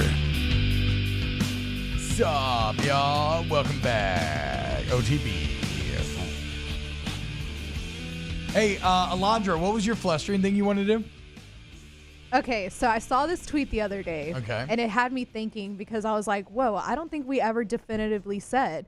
So it was a tweet and it was a bathroom. And you know how like sometimes at restaurants and stuff like that, the bathrooms have stupid names instead of like women and men? Yeah. Like it'll say something stupid. Yeah. So this one said birds and bees. And the person that tweeted it out was like, no, I'm being for real. Like, which bathroom do I go in? Because we never specify, like when we say Birds like, and the bees. oh, we got to talk about the birds and the bees. No one ever said who was who. Well, to be fair, okay, a few things here. This could be a place that doesn't really care about having a male and female bathroom. Yeah. And maybe they're just doing, maybe they're like a gender neutral bathroom and they're just doing a birds and bee thing. Yeah. Also, I don't think, correct me if I'm wrong here, I don't think the birds and the bees story, when explaining copulation, is talking about birds and bees having sex with each other. So what's it talking about? Well, it's talking about birds having little, eggs and nests, and bees procreating as well. So, but why isn't it just like we're talking about bees pollinating? Here's an easy like answer. where because where did birds and bees wait, come from? Why don't we take a poll here? See which one you think's boy. But which one's also- girl. Well, I think obviously the bee's the female because it's got that booty. No. Yeah, but the bee's got the the male stinger. pollinates with its stinger, which is the bee, and birds literally lay eggs. The bee is the male and the bird is the female. I find myself more attracted to the body of a bee than that of a bird. Well, that's with its fine. tiny little hollow bones. That maybe you do. I would I'm break just looking those at hollow like bones. what they do. The stinger, the pollination. Like, the we're birds just, lay so eggs. Have you seen a queen bee's ass? If you're at that restaurant, you're going to the birds. I would go to the bee. I would go to the birds. I would absolutely go to the birds. You'd go to the bee? I'd go to the bee. Really? I think I'd go in the bee. Yeah, I would go in the birds. Okay, so we're I'm split just down the thinking middle like here. stinger, So we're pollination. split. I would split poll. assume that the women's bathroom was the bee. Why? Bees have a feminine vibe. I would say they're more Do birds feminized have a in like masculine children's books. Yeah, when I think birds have a bird. masculine vibe. I mean, have you ever seen a falcon? But if you're asking Have you me ever between seen a a bird red and a bird? bee, if you're asking me between a bird and a bee, I think a bee is more feminine than Yeah. a bird. Birds Between are the bigger. two. Between the two. Bee movie, the main character was a male. That is true. That's a good true. point. That a female human falls in love with, I believe. Yeah, she does. There you go. Doesn't she want to Yeah. have sex with Jerry Seinfeld as Not a bee? unlike you with your bees. Because he's got that but stinger. yeah. Yeah. It's true. I still think. I'm perplexed. I mean, It's the stinger. It's the It's the pollination. stinger, man. It's the I birds get it. laying eggs. but me and Alondra's Not all instincts go birds the lay other eggs, way. right? Like, I definitely Males feel like I don't, might have I'm accidentally assuming. walked into the men's room if I did that, and I it was mean, the bees. I feel like it's a gender neutral play. I feel like You know what I my- feel like they're doing a gender neutral bathroom thing here. So we were in New York, and in New York they have a bunch of gender neutral bathrooms. And you know what my grandma called it? What? She was like, "Oh, it's one of those either or bathrooms." Yeah, I mean straight up. That was my though. grandma. She doesn't know any better. Wait, okay, but here's the deal. I've seen a lot of sexy bee costumes on Halloween through the years. Yes, I've never seen a have bird never seen a costume. sexy bird costume. In fact, I would actively laugh so hard if I saw a girl with like pushed up cleavage and like a giant beak, like big wings. And guys dress up as dinosaurs. Yep. Which are birds. True. Actively true. Yeah, that's true, Taylor. I see you. Yeah, he's looking at me like there are dinosaurs that are birds. All dinosaurs aren't birds. No. Birds are descendants of dinosaurs. Yes. If I'm dressed up as a T-Rex, nobody's ever came up and been like, "Oh, I thought you were a bird. You're actually a T-Rex." A T-Rex is just an ostrich like a billion years ago. What are you talking about? We're just saying all dinosaurs aren't birds. All dinosaurs are birds. Some are lizards. Pterodactyls Some are are birds. lizards. Yes. They're reptiles. People, let's go. A velociraptor is a chicken. 1,000%. Yeah. Look up what velociraptor. They were Birds. feathered. They have the exact same weight distribution. Like, what are you talking about? Yes, they are. Have you ever seen like cockfighting chickens too? They get that little razor on their ankles. Looks pretty raptor-like, don't it? It does. Also, Taylor. the little, what do they call it? The what? That the roosters have underneath? Gobble. Little waddle? Yeah. I don't know what it's actually What are they called, called? but yeah. Yeah, like the little gobbler. Like little touch. Yeah, those look No, I do know what that's dinosaur-esque. called actually. They do look dinosaur-esque. I agree. So, bees are women. I feel like bees are women. So maybe it's a sexy Halloween costume check. Nyquilus does point out there's only one female bee in the whole hive. Look, man. Which bird is a So why would that bathroom do that? Like, just say What women. bird is a Like, why are you triceratops? confusing people? Well, it's fun. I want to bird. know. What about a hornbill? bronchosaurus? A hornbill. Look up a What hornbill. about a bronchosaurus? Look up a hornbill. Bronchosaurus?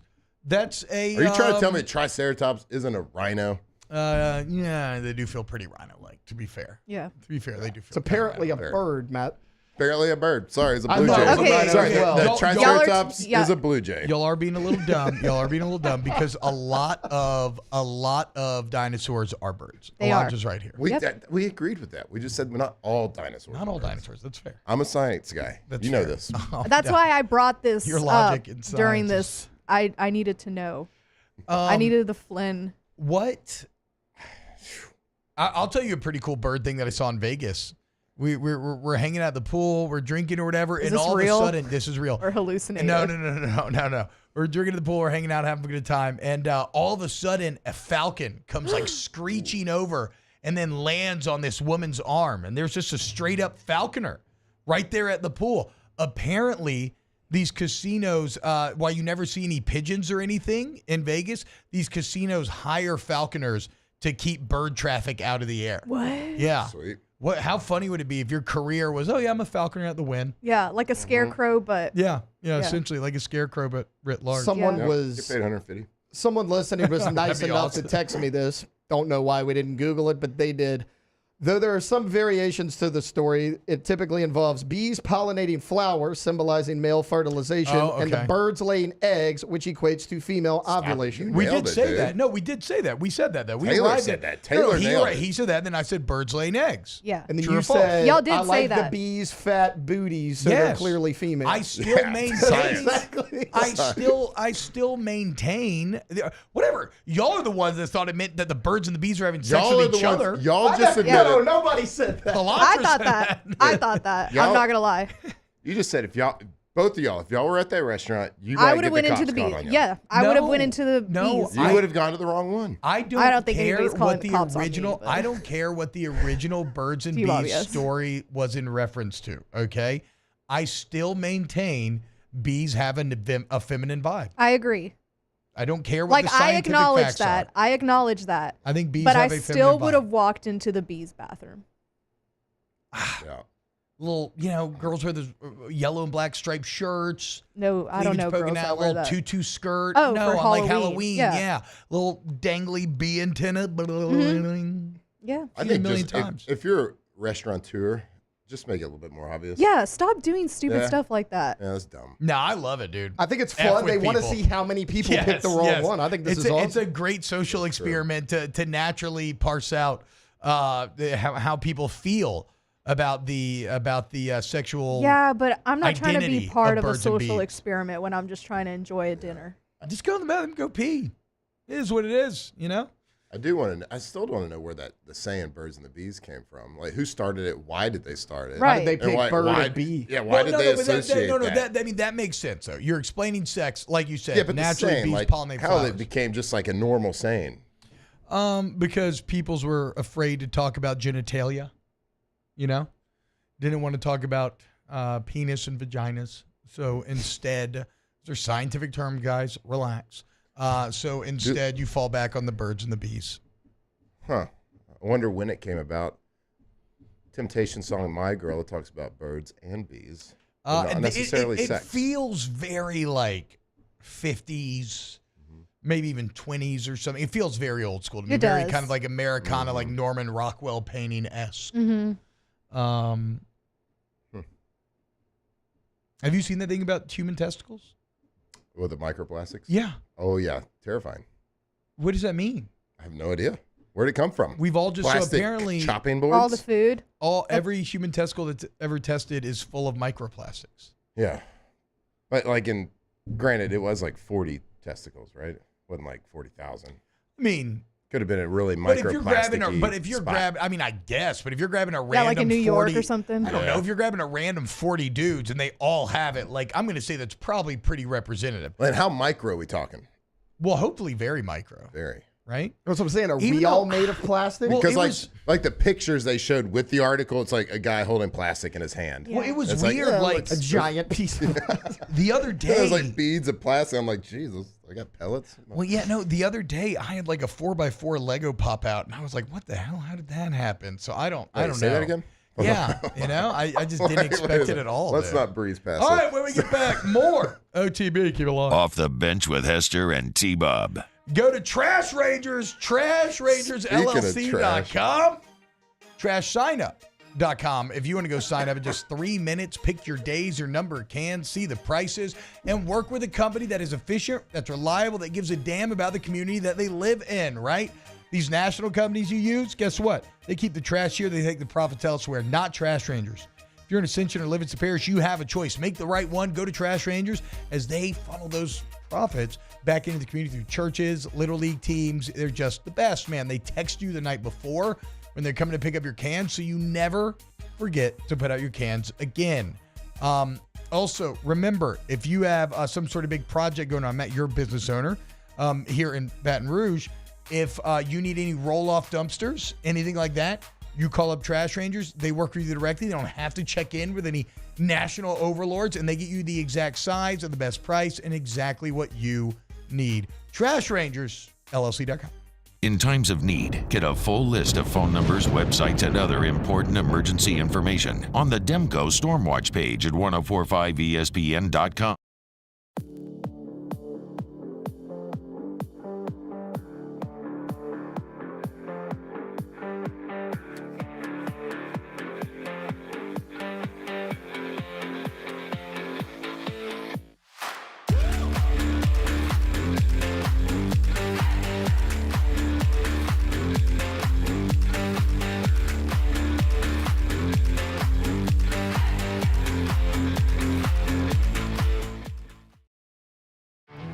There it is, the extra mile, on the border of expected and extraordinary, for those willing to go further, like vans customized for work or play, with safety and tech to keep you connected, supported by a 5-star sales, service, and finance team, and backed by the 1-star you know. So go the extra mile. It's never crowded, because so few have what it takes to go there. Mercedes-Benz Vans. Hey, it's Matt Moscona. For years, you've heard me tell you about Insurance Network of Louisiana, helping you find better coverage for less money. But it's not just for your home and auto. They also offer commercial property. So, retail stores, professional offices like doctors, dentists, attorneys, clothing boutiques. Insurance Network of Louisiana can find you better coverage for less money. They service the entire state of Louisiana, and they're local. So call today at 293-0450 or lainsurance.net. Jerry and Benny Payne began Central Plumbing Company out of their driveway in Tanglewood Subdivision. 50 years later and 4 generations down the road, we continue to serve Baton Rouge and the surrounding areas for all of their plumbing needs. Residential, commercial, industrial, or hospitality, Central Plumbing is here 24/7, 365. We want to thank our customers, family, and friends for 50 years of success. And looking forward to 50 more. Power up your next project with John Deere Deals by Sunshine. Whether you're working hard or playing hard, our knowledgeable team will help you find the right product for you. Ask us about our amazing tractor package promotions. Learn more about what it means to be powered by sunshine at sunequip.com.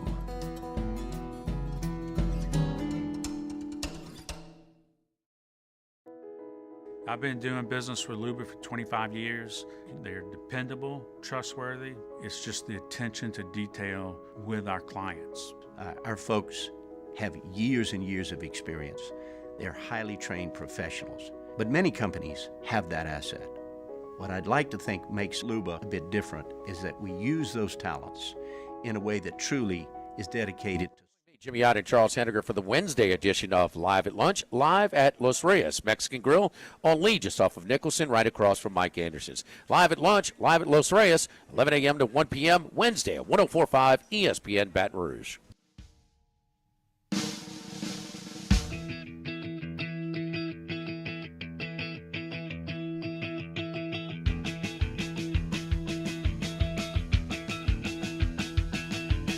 All-Star Toyota presents Off the Bench with Hester and T-Bob. ESPN Baton Rouge, New Orleans, Alexandria, and 1130 The Tiger. Welcome back. Dude, I think this is a song we were playing on Guitar Hero when we were recruiting you. Probably, dude. Probably when I went over on my first ever visit. And I was a big Matt Flynn fan, and I saw Matt and got to drink beers and play Guitar Hero with Matt as a high school senior. It was fantastic. One of the best nights ever. And then shout out Lake Beaupre. Giant, I think recently surgeried Ryan Miller came stumbling out of his room with the biggest pair of whitey tighties I've ever seen on in my entire life and mumbled a couple words before then going back to his room. I mean, those were some... He was your host, too. Big whitey tighties. He was not. He was not. Now, Miller ended up being an older brother to me, absolutely, and I love that man dearly. I think it was Cutrera, but it was the Court Cutrera, Flynn, Ace Foil sort of crew. Yeah. That I ended up going with. And we all know about you and Dixon's bromance that y'all used to have in college as well. Very fun night, though. Very fun night. One of the most fun nights I've ever had. The old beer pong table. Yeah, the bromance, you mean? Mm-hmm. Yeah. You're pretty good. You're pretty unbeatable on that beer pong table. I'm not gonna lie. We're good players. Razor says a little behind, but 99% of bees in a hive are female. How about that? Bet you didn't know that. I feel like we didn't even like come to a conclusion. Mm-mm. Well, no, but we've said a lot. We said that, like, another comment said there's only one female. Yeah, somebody said that. Now there's 99%. Okay, here's a real test of this. Carpenter bees. One of them has a white dot on their forehead. One of them doesn't. One of them has a stinger, and one of them doesn't. Which one has the stinger? It's a male. The male has a stinger? I don't know. Because I can't remember. Like, if you see a carpenter bee with a white dot, I believe that means they can't sting you because they don't have a stinger. Or it could be completely opposite of that. What about like a, you know what I always, I can't ever remember. You know what always freaks me out? When you're eating crabs? Yeah. Crab penis. What?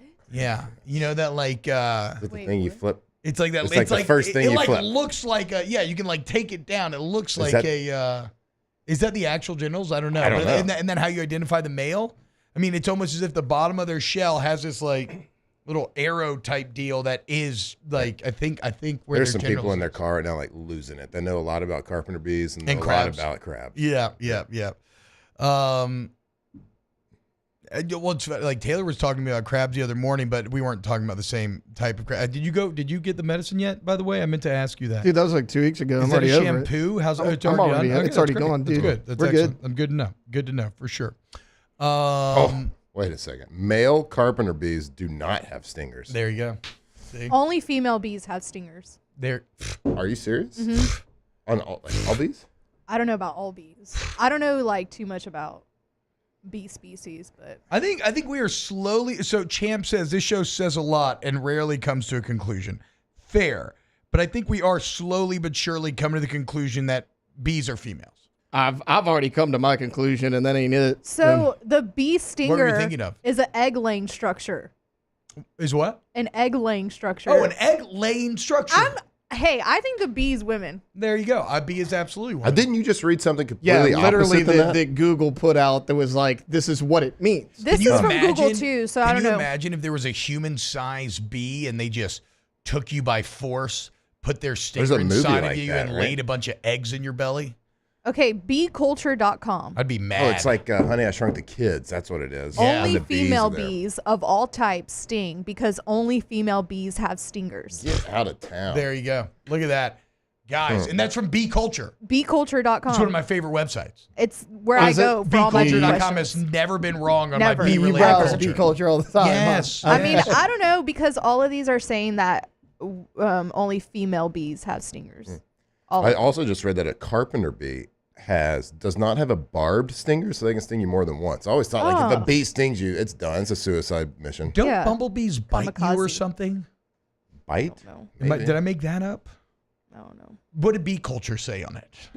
I should have. I think that was in last Keep month's up goes to newsletter, and I Bee missed Culture it. I know, for I all missed that answers. one. Yeah. I Look, said- Champ says bee carpenter bees bite, not sting. So maybe there is something as to what I'm referencing. So here. only no, the they're just saying honeybee they can dies. sting you. Only the honeybee dies when it stings you. Only because their stingers are barbed. Yeah. Where do y'all fall in this? If God, you it'd be know so sad. bees, they say don't kill bees because it's the end of the world. But like, what if there's bees by your house? No, I don't kill bees, dude. I kill wasps. I would just What- call like a beekeeper. What if a carpenter bees are swarming in and just drilling holes in your Well, house? okay, hold on. A bee swarm and actual stuff like that's a all bit right. different. Okay, what if you Yes. have 50 carpenter bees around your house just drilling holes? No, I mean I'm not going to let them drill holes in my house. Then you're they gonna gotta kill go. 'em. They got to go. They have to go. I'll smoke them Gotta out. go. In that, don't bees doesn't smoke chill them out? I'll like hotbox them? Yeah, I'll hotbox those bees and get them out. I got this little thing that looks like a See- tennis racket, and you press a little button on the side and like shocks Yeah. them. Every bug catches that. I don't care what it Yeah. is, really. I just kind of use a regular tennis racket. It's fun. But you don't actively just kill bees that you see. I mean, if you were allergic like Jake is, I would understand. But like, no, you gotta let bees live. Dude. No, I don't actively kill bees. Yeah. But what if they're like drilling No, I holes agree. in the side of my house? I agree.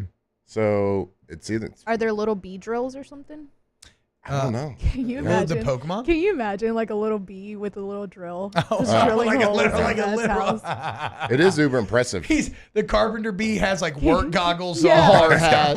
Can you imagine? Hey guys, I'm on my lunch break. That's so cute. Sorry, we'll come back. It is That's cute. so actually. cute. It is cute. I agree. All right, when we get back, let's close out this hour of flustering. Off the bench with Hester and T-Bob. KTOZBlinds.com. That's, of course, the website for K to Z window coverings. Where, if you want window coverings that wow, okay, window coverings that are going to bring your home to the next level, you want to get in touch with Brandon Barton and the team over there at K to Z. The best part is, well, I mean, there's a few great parts. To me, the best part is the depth of knowledge that Brandon brings to bear. Because I don't think you quite understand the potential of how differently your home will feel with the correct window coverings. And I mean from both an aesthetic and functional standpoint, right? Nothing makes a room feel more adult, feel more put together, feel more finished aesthetically than great window coverage. Nothing makes a home feel better than correct light management, which helps with things like heat regulation, which then saves money on the AC bills and whatnot. Glare on the television. There's so many benefits. Have K to Z out to your home today. All levels of house available at K to Z Windows. Our listeners fire off their opinions on the jimsfirearms.net hotline at 499-1045. Keep listening for your next chance to shoot us your thoughts with the jimsfirearms.net hotline on 1045 ESPN Baton Rouge. There it is, the extra mile, on the border of expected and extraordinary, for those willing to go further, like vans customized for work or play, with safety and tech to keep you connected, supported by a 5-star sales, service, and finance team, and backed by the 1-star you know. So go the extra mile. It's never crowded, because so few have what it takes to go there. Mercedes-Benz Vans.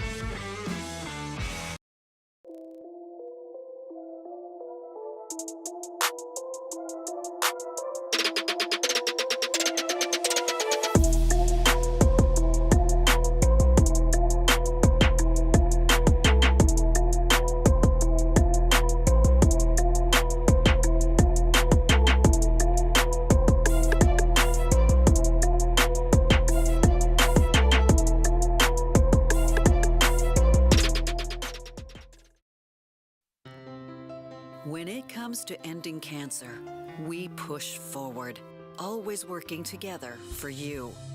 That's why our cancer experts at Ochsner have clinically integrated with MD Anderson Cancer Center. This means advanced cancer care, including access to life-saving clinical trials and integrating care to treat the whole you. Introducing Ochsner MD Anderson Cancer Center. Long live you. BRAC teamed up to reimagine your parks, and you imagined big. With your help, we went to work, creating 12 beautiful community parks across the parish. A family-sized water park, miles and miles of trails, and parks just for your dogs. There are more places to splash, to explore, to run wild, and even soar. You imagined, we delivered. Gold. BRAC, your #1 park system in the nation. Electricity is all around us, and our families depend on it. Every day is sparked by the power of a cold drink or a warm meal, a movie night, and a comforting light at the end of a dark hallway. From sunrise to sunset, playtime to bedtime, our team is ready to take care of your electrical needs, even in the case of an after-hours emergency. The light in your life shines brighter with Mr. Electric.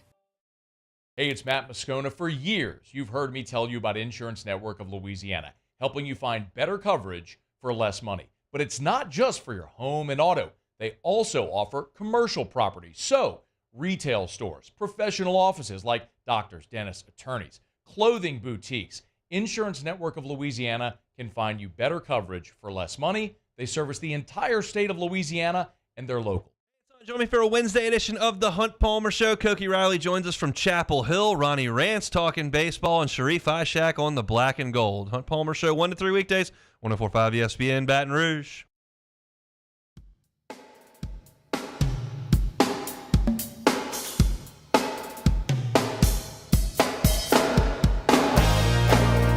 All-Star Toyota presents Off the Bench with Hester and T-Bob. ESPN Baton Rouge, New Orleans, Alexandria, and 1130 The Tiger.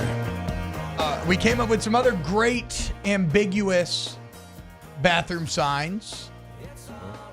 Matt said pat of butter and a piece of toast, which I would probably go to the toast. Just because, like, I'm going to butter your bread. Taylor said fork and a spoon, which I think male energy reads fork. I would think so, yeah. Female energy reads spoon. Pancake and waffle. That one's tough. Waffle masculine. I would go into the waffle. Yeah, but I'm thinking of something from like back in the day. Blue waffle? Yeah, I didn't know if I could say that. Yeah. Blue, more like blue waffle. Like one pancake's pretty feminine, but like a stack of pancakes. Ooh, yeah. Damn. That's a good point. Are you saying that's manly? Stack? It's a little bit more manly. Oh, really? Because I kind Like of a think stack I of think a pancakes? stack of pancakes like just a beautiful. I think I'd still go waffle. T-Bob, there's no reason to have that look on your Hell face. yeah. Right now. My boy. That is Come on now. creepy. What are you talking about? You give me a stack of pancakes in front of me. 6 to midnight. Straight up. What was another one? Pancake and waffle. Oh, you have 3 bathrooms and it's rock, paper, scissors. And then nobody ever has any clue what to do. Classic and game of everybody's chance. confused. Classic game of chance. This is just sick. And you do multiple toilets in each, but like all stalls. So there's no because that is one way you can figure it out. Like if you open the bird's bathroom and you see urinals on the wall, well then you immediately know that it's the male bathroom. Yeah, I think this is some sick joke that restaurants are playing on people and just sitting in a back room somewhere I kinda laughing like at it. everybody. I mean, I think the birds Confused. that was definitely a joke. I kind of like it. I go back to T-Bob's first Evil. comment. I think it's a place that doesn't care. Yeah. And now- I think they're that's just trying to purposely the F with point. people. Yeah, I think it is absolutely a gender neutral place. Where were you when you saw this bathroom? The bathroom that I saw was on Twitter. Okay. Yeah, there's a tweet that I saw. I wonder where it's from. If it was like a hip part It of didn't town. say. Okay. It didn't say. Probably spot. And I don't even think it was here in Louisiana. It was like one of those. Probably Austin. Little YA Probably area. Austin. That was my second guess. The Austin airport has gender neutral bathrooms. Yeah, I was there the other day. Austin Airport, New Orleans Airport, a lot of similar vibes. Yeah. The food stores in the middle and everything, good options, cool drinks. Not bad. This tweet, the tweeter, He's based in London, so it's somewhere in London. That would also yeah, make sense. that makes Yeah. sense. Yeah. Yeah. Plus, I get feel like London uses birds and bees a lot more than we do. Yeah, it sounds so they like more of might a actually British know. explanation. I think you said that with so much confidence and absolutely like no reason just a to feeling. back it up. I feel like that's a saying that British people use. Yeah. You just have a gut feeling. Yeah. Yeah. So they might actually know which one's which. Maybe so. Hey, but I speaking of airports, I think that from the locations that BTR flies to, I think Houston's the GOAT airport of the BTR. Have y'all been to Houston? I've not had the best experience in Houston because Really? I've only gone through there through customs. They got real nice restaurant through options. Mexico They and do whatnot. have good restaurant and options. I've definitely missed flights because customs is so slow. Yeah. So I don't know. I don't have the best relationship with the Houston. Yeah, I tend to agree. I tend to agree with you. Also, I would love to fly out of BTR. It is a little more expensive, and so I generally find myself in New Orleans, which is fine I do because too. I love New Orleans airport is, it won best airport in North America for like small size. Like there's like a size range, but however many it's like servicing, 10 million or whatever number it is, they actually won best airport in North America. A very good airport. It's like one of the few things we've ever done correctly as a state. You can still shop it though. I found a flight last week that Baton Rouge was cheaper. Really? Yeah. Okay. Baton Rouge Airport is just so convenient. Yeah, it's awesome. It's so convenient. I'm not trying to crap on Baton Rouge Airport. Yeah. It's just generally, again, unless I always fly unless to it is cheaper. DFW, and DFW is Garbage. Yeah. except for one of the Not terminals a is real huge nice. fan. Yeah. The rest of them stink. Not a huge fan of DFW. Love is better. Do gender neutral bathrooms have urinals? I don't know, actually. I've been in gender neutral bathrooms, but I guess no. And everyone that I've been in, there's not been. It's generally like one toilet, and it's just like a toilet. So, yeah. Matt, drinkmyhigh.com. Yeah, drinkmyhigh.com. Stay hydrated. It's hot as hell. Hot as hell out there, man. Stay safe. Again, guys, if you have kids and for yourself, I cannot recommend enough the My High Freezy Pops or whatever you call them, Ice Pops, Popsicles. You know what I'm talking about. They're incredible. They're electrolytes. They're tasty. They're the best. Drinkmyhigh.com. Off the bench with Hester and T-Bob. Go to Coleman Roof, ColemanRoof.com, the most complete, the most reliable, the most respected roofing company in Louisiana. And reliable and respected, you go read the online reviews and you'll see why. The expediency of the jobs, the quality of the work, the cleanup after the work is done. They put everything they have into making sure that their customers are satisfied and the jobs are done the correct way, leaving no stone unturned. Again, you can go look at the reviews for that. Complete, because it's any size job, commercial or residential. It's any type of roof. It's anywhere in Louisiana and the Gulf South region, for that matter. And it is not just the roof. It's your interior as well. Like somebody who had a tree fall on their home recently during those storms. And, Coleman, they will rebuild the interior and the roof. How about that? ColemanRoof.com. Bayou Chrysler Dodge Jeep Ram is taking $11,000 off the new 23 Dodge Charger. We're open for business in our beautiful new showroom and taking $11,000 off the powerful new Charger. All new Bayou vehicles come with a 1 million mile warranty. The crew at Bayou Automotive is going to do right by you.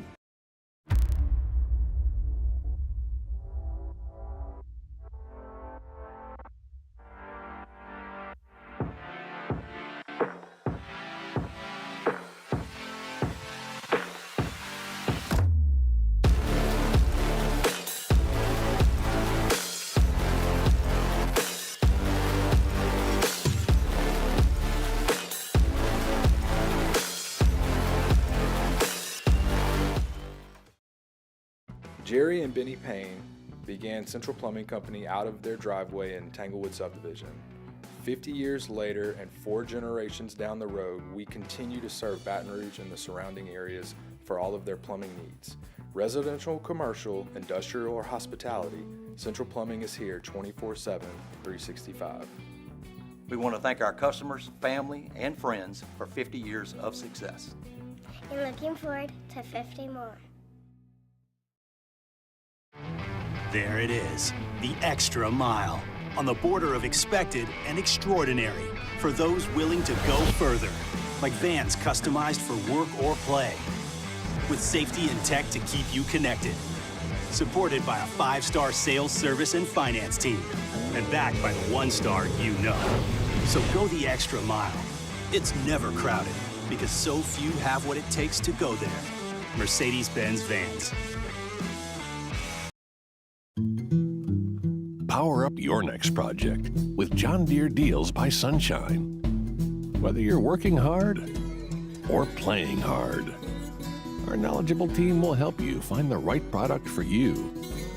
Ask us about our amazing tractor package promotions. Learn more about what it means to be powered by sunshine at sunequip.com.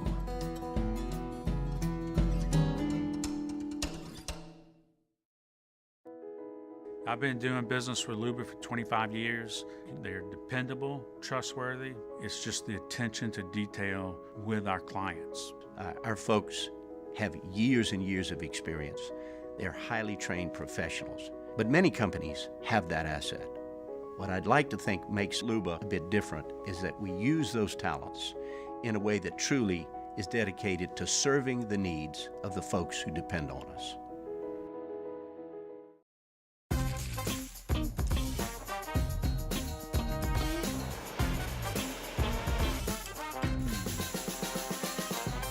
The best kept secret in town is out. Discover Tallulah at the Renaissance Hotel on Bluebonnet.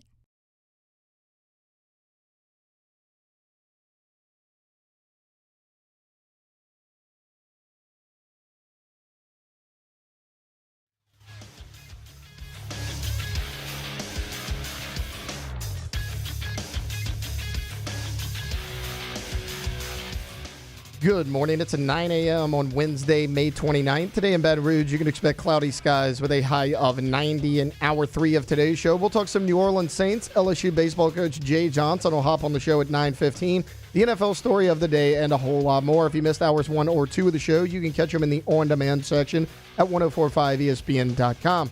You can also follow us on Twitter or Instagram at OTB_ESPN and watch us on YouTube at the 1045 ESPN channel. Hour number 3 of Off the Bench, live from the Mercedes-Benz of Baton Rouge studios, starts now. Let we go! All-Star Toyota presents Off the Bench with Jacob Hester and T-Bob Hebert. Yeah! Off the Bench with Hester and T-Bob. Hey, they said I got to come off the bench. All-Star Toyota presents Off the Bench with Hester and T-Bob. Yo, yo, yo. Yo, what's happening, y'all? Welcome back, OTB. T-Bob, Audra, Taylor, hanging out with you today. Hope you're having a great day, guys. Very fun hour of Flesh Street. Thank you to Matt Flynn for stopping by. Excellent job, Alondra, with your birds and the bees conversational prompt that ended up leading us down some interesting roads. I needed answers. Yeah. And I'm glad that we provided them. Yes, we provided very clear answers. And it's that me and you are right. And if you had to choose one, bees would be for the females, birds would be for the men. I feel like we usually are right. I agree. So. I agree. I mean, Taylor's opinions are such that if Taylor's opinion disagrees with you, you should feel more confident in your stance. Yeah. That's just my experience, at least. Let's get to the New Orleans Saints here. As some disappointing news, Dennis Allen revealing that Tano Passanio has torn his Achilles. It's not exactly clear when this happened. Did it happen during the OTAs that the media was not privy to? But apparently it was during a running drill in the Saints indoor facility. Obviously, you tear your Achilles at this portion of the season, you'll likely be done for the season. Now, for what it's worth, Allen did not rule out a possible return for 2024. But I guess the question begs, okay, how big of a deal is this? Passanio's about to be 30 years old, entering his 4th season with the Saints. He's played in 40 games. He's had 10 starts. He's been okay from a productive standpoint, right? He's had his moments. Last year against the Giants, he had that crazy game where he popped off for 3 sacks against Tommy DeVito. Whatever he was seeing out of the O-lineman that day, he just had the edge on him. But I gotta be honest, guys. I don't know about y'all. Well, I guess there's 2 ways of approaching this. I was going to say that my instinct is I'm not that worried about it. Because Tano would play defensive end. He was also kicked down during the interior in some pass rush situations. And, well, I look at defensive end, and you've got Cam Jordan, you've got Carl Granderson, you've got Chase Young.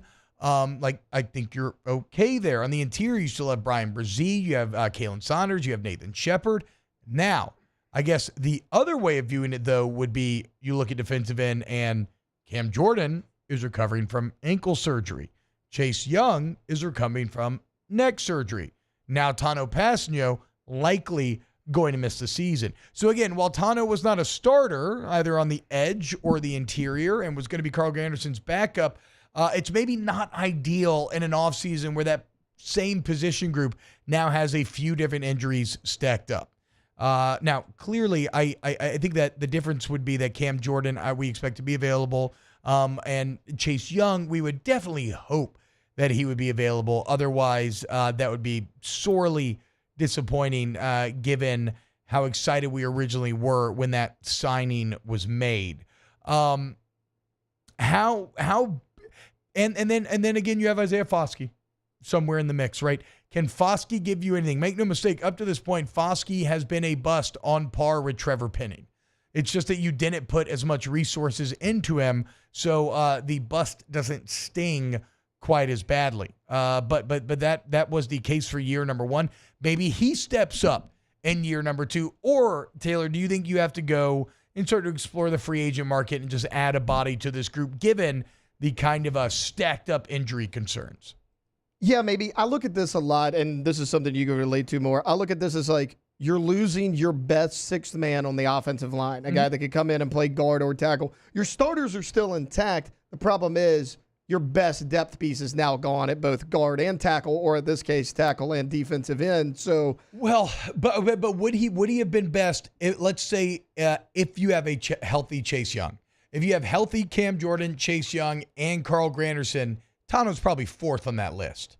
Probably, yeah, and he probably helps you more defensive tackle at that point as well, right? Yeah, because maybe outside interior of pass Sanders, Shepard, and Bresee, you're a little unproven there as well. You bring in Christian Boyd in the 6th round, who a lot of people like. He's a defensive tackle, but he's unproven. Yeah, I mean, with a healthy Chase Young, he probably plays more interior. I will say that I think Bresee is a fantastic interior pass rusher. I think he proved that year. I think I'm probably something we haven't talked about enough this offseason, the potential of Brian Bresee going into year number 2. Because I found that he was productive. I found that he managed to be productive late in the season as well, which when you're talking about a rookie managing to avoid that rookie wall and continue to improve as the season goes on, that makes me very excited for his potential going forward. So here's what I would say. You definitely don't get, it's not never good when anybody gets injured. It's not like it makes you better or anything that Tano Passanio got hurt. And I feel awful for him personally to catch an Achilles at this portion of the offseason and ruin all the hard work you've done up to this portion of the offseason and basically ruin your season going forward mentally. That's awful. That said, I don't think this is like an injury where I'm adjusting my expectations at all. This is not making me feel more wins. This is not making me feel more losses. He is a nice depth piece, and he's one that you may need to consider signing someone to try to replace, given some of the other injury concerns at that position. But this is not a make or break sort of injury here as far as the entire team is concerned. So as calloused as this may sound, this is one of the more palatable injuries I think that you could have suffered during this offseason portion of the season. And I feel bad saying that, but it's likely the truth. Well, I'm looking at the free agency right now. There's options at defensive end and defensive tackle. I mean, DN, you got Manuel Ogba and Carl Lawson. I mean, those are probably the two biggest names. Both of those guys 30 or under. And then defensive tackle, you got solid guys out there. Hassan Ridgeway is out there. Al Woods is still available as well. The homecoming of Al Woods, years old. After you cut him, after you were the original team that drafted and cut him in his first NFL camp, only for him to play like 15 years, do the Saints bring Al Woods home for one more fight? I would love that personally, because I think that would be, honestly, the amount of experience that Al Woods would bring to bear and the positive benefits that could have for a guy like Brian Bresee could be really fantastic. Now the vet minimum's probably a bit expensive there, and so I wonder if that would be a potential turnoff. But man, you get me a little frisky mentioning Mr. Woods there. Now, there's a lot more available defensive ends in terms of youth and young talent. But, yeah, I mean, Al Woods, 37, but, I mean, he could be a solid depth piece. This is not a guy you're going to bring in as a starter. Linval Joseph, who's 35 years old, but he has played a lot of football. He's available as a defensive tackle. Animal. Yeah, there's a points lot in of his career. Solid, savvy veterans out there that you could bring in at end or tackle. Okay, so, again, it sucks for Tano. Also, one of the more fun names to say, Tano Passenger. But it's not the end all be all for the Saints. And as Taylor just laid out, there are options to solving it. Though maybe none of those guys kind of the hybrid that the Saints have been using Tano in. But there's options out there. Another interesting Saints piece that came out today, there was a CBSSports.com article in which they ranked the NFL running back rooms by tiers. Tier 1, in which they called the thoroughbreds, the Niners, of course, Christian McCaffrey, the Ravens, who, of course, now have Derrick Henry, the Eagles, who, of course, have Saquon Barkley, and the Packers, who have Josh Jacobs. That's strong for all those teams to pick up some real big names moving around. But then the New Orleans Saints find themselves right there in Tier 2, which they deem quality depth. The Detroit Lions have David Montgomery and Jahmyr Gibbs. The Dolphins have Raheem Mostert and Devon Achane, also drafted Jalen Wright. The Steelers have Najee Harris and Cordero Patterson. The Jags have Travis Etienne, Tanks Bigsby, and Ernest Johnson. And the Saints have Alvin Kamara, Jamal Williams, and Kendre Miller. I think some people, if they hear Saints running backs Tier 2, they haven't done anything lately, they'd be a bit surprised. But when you get to Tier 3, it really just shows you what the running back market is. There's just not that many household names. There's just not that many superstars. And even with Alvin Kamara struggling to his own standards, he still has gone over 1,000 yards from scrimmage in every NFL season that he's had, and nobody else can say that.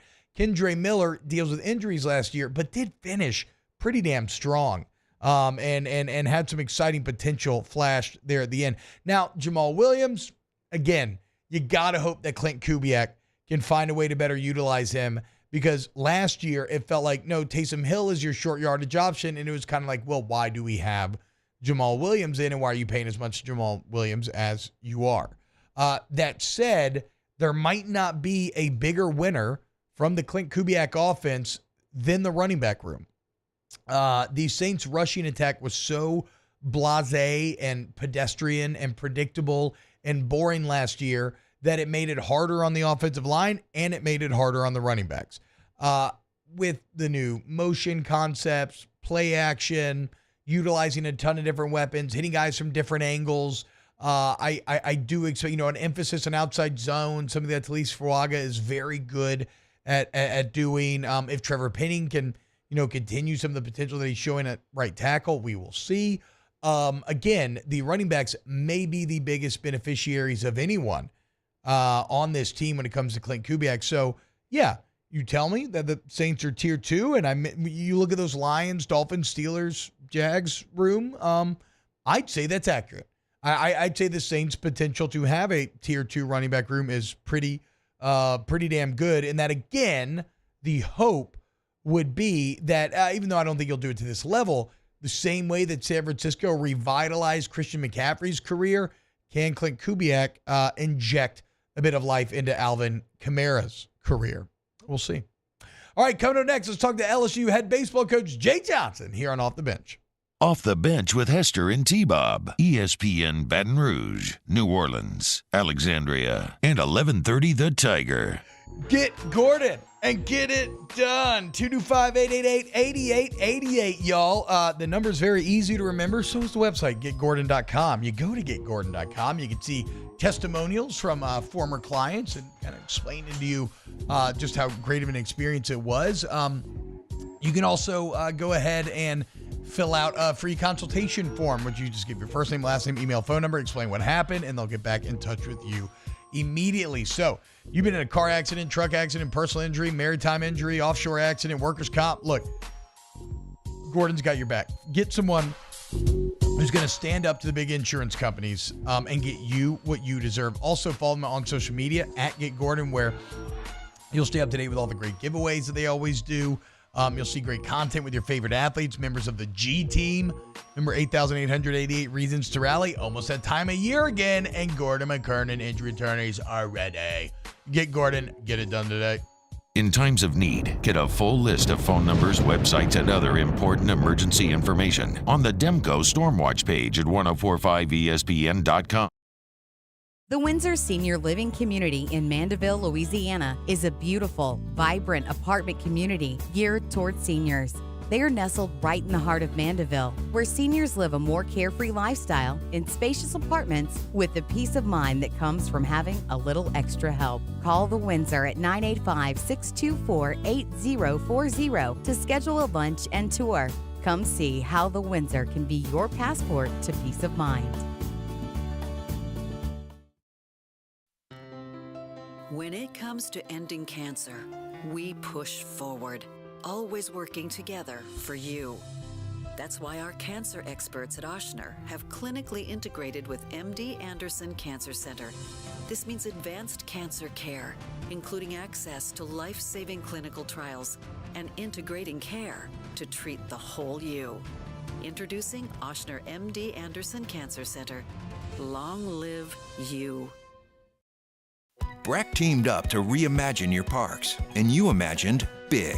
With your help, we went to work, creating 12 beautiful community parks across the parish.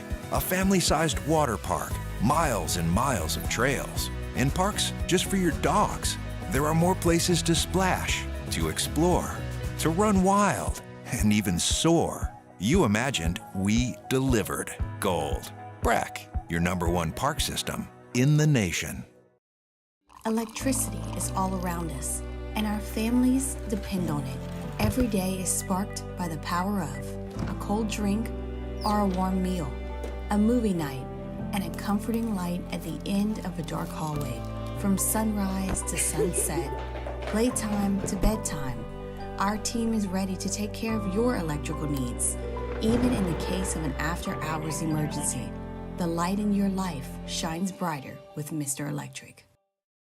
Hey, it's Matt Moscona. For years, you've heard me tell you about Insurance Network of Louisiana, helping you find better coverage for less money. But it's not just for your home and auto. They also offer commercial property. So, retail stores, professional offices like doctors, dentists, attorneys, clothing boutiques. Insurance Network of Louisiana can find you better coverage for less money. They service the entire state of Louisiana, and they're local. So call today at 293-0450 or lainsurance.net.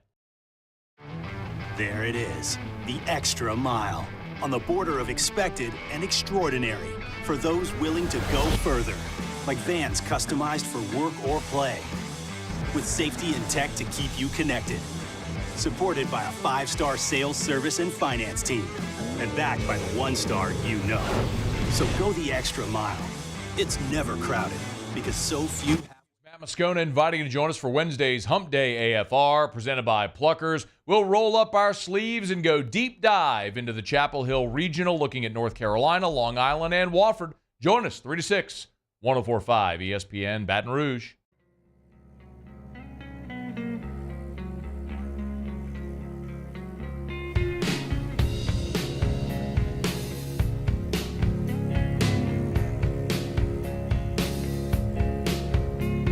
All-Star Toyota presents Off the Bench with Hester and T-Bob. ESPN Baton Rouge, New Orleans, Alexandria, and 1130 The Tiger.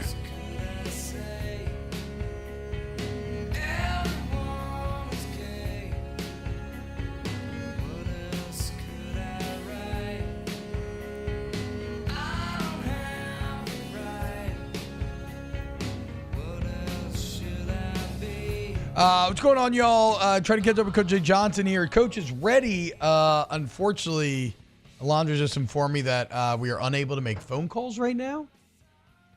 Yeah, I don't know what's going on. A little dumb.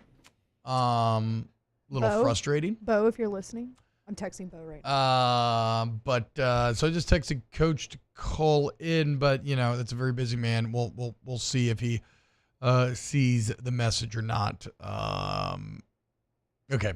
So I'm not gonna get angry because, well, not like angry at you, obviously. I'm not angry at you. No, nobody's done anything wrong. situation angers me a little bit. So, Taylor, it is going to be up to you with your Tay-Tay NFL story of the day. I have a little open for him. Okay. Oh, let's go. Let's hear it. Okay. It's Very time for Tay-Tay's NFL Story of the Day, your daily dose of NFL news from Taylor Sharp. Okay, there we go. God, I wish the guy would have said day. That would be the only note. Can we get him to redo it? Yeah, okay, I can hell get yeah. him to redo it. That'd be sick. It said Okay, Jay Tay-Tay. said he's getting a busy signal. I don't know what's going on. I texted Bo, so hopefully he can come up here and help. Oh. Sorry, Coach. I'm going to tell him that he can just go. Okay. Tay-Tay. I am so pissed off right now. Take it away, Taylor. Thank you for doing this. Well, the good news Worry is about it. this is not a dark story like T-Bob was worried about. Maybe a Better dark, cheer me up, Taylor, It was 'cause I a am dark pissed off story right to now. begin with, but it's getting a lot better. The Los Angeles Rams backup quarterback met with the media, and you might be thinking to yourself, who cares that the backup quarterback met with the media? It was Stetson Bennett, and he's actually back with the team now. He had to step away last year, and no one really knew why. Stetson met with the media yesterday and was very candid and said, look, I had a bunch of mental health issues. I was in a very dark place. He says he's back and he's good to go. He said, I was a little nervous rejoining the team. I had been out of football for over a year now. We had seen some clips past couple months of him training like independently. Mm-hmm. He's back with the team, and the media flat out asked him, you think you're going to be here for preseason and be part of the team? Stetson Bennett says yeah. So he is in a really good spot now, a lot better spot than he was this time last year. So Stetson Bennett certainly taking a step in the right direction. It doesn't make me feel like significantly better in the moment, but I am happy for him. Did they ask him about substance abuse? Like, is that what it was? Did anybody ever confirm it? He just referred to it as he wanted to keep the official reason in-house. He said it is accurate to say that it falls under the umbrella of mental health. And, you remember he went on that interview after the national championship. Yeah. Then he got in trouble for public intoxication, and people were worried about him. And then this all came out, and people really thought the worst. And, we heard about Grayson Murray, the golfer recently, who he struggled with mental health. His family came out and said that he had committed suicide at 30 years old. The story could have went in a lot of different directions. And it sucks because Stetson Bennett overcame that. And look, he played good in the preseason last year. I mean, he was one of the highest rated rookie quarterbacks in preseason. They brought him in to be Stafford's primary backup, and it just kind of all fell apart. You didn't know how he was going to bounce back, but he's back with the team right now. That's good. That's great news. Here's to hoping that, that Stetson remains on the road to recovery. Because remember, when he first got to LA, he was kicking ass, reportedly. Like, he was doing very well. And he was obviously awesome at the end of college. So that's good news. Thank you, Taylor. A little positivity amidst my frustration. All right. I have another one for you if you want to do give a me double one more. dose. Give me one more, and then if we can't get in touch with Coach Jay Johnson, we'll play the Brian Kelly interview. So Nico Collins, who had a really good season last year, he surprised a lot of people. He just agreed to a 3-year, $72.75 million contract extension. That Texans offense is going to be legit this upcoming season. We saw what C.J. Stroud did. If he's half as good as he was last year, they trade for Stephon Diggs. They still have Tank Dell, who only had 700 yards last year, but he suffered a broken leg in early December. He was on pace for 1,200 yards as well, which is also what Collins had. They also signed Joe Mixon in the offseason. So you got Joe Mixon, your 3 receivers, Stephon Diggs, Tank Dell, and now Nico Collins, who's a very rich man. You still have Dalton Schultz at tight end with C.J. Stroud, a quarterback. And then your head coach is DeMeco Ryans, who's one of the best defensive coaches in all of the NFL. That is a team to watch out for. They already made noise in the playoffs a year ago. They were a year more experienced. C.J. Stroud's a year more comfortable. The Texans are a team to watch. Big year for Houston, because sometimes we see these stories and they end up going awry. Look at Trevor Lawrence from 2 years ago to last year, right? Trevor Lawrence has arrived. He's a top 5 guy, we think, maybe. And then last year didn't do much of anything. I think there's a ton of pressure on the Texans to live up to what is already a very high billing that we're giving them. And I understand why we're giving it to them. They deserve it.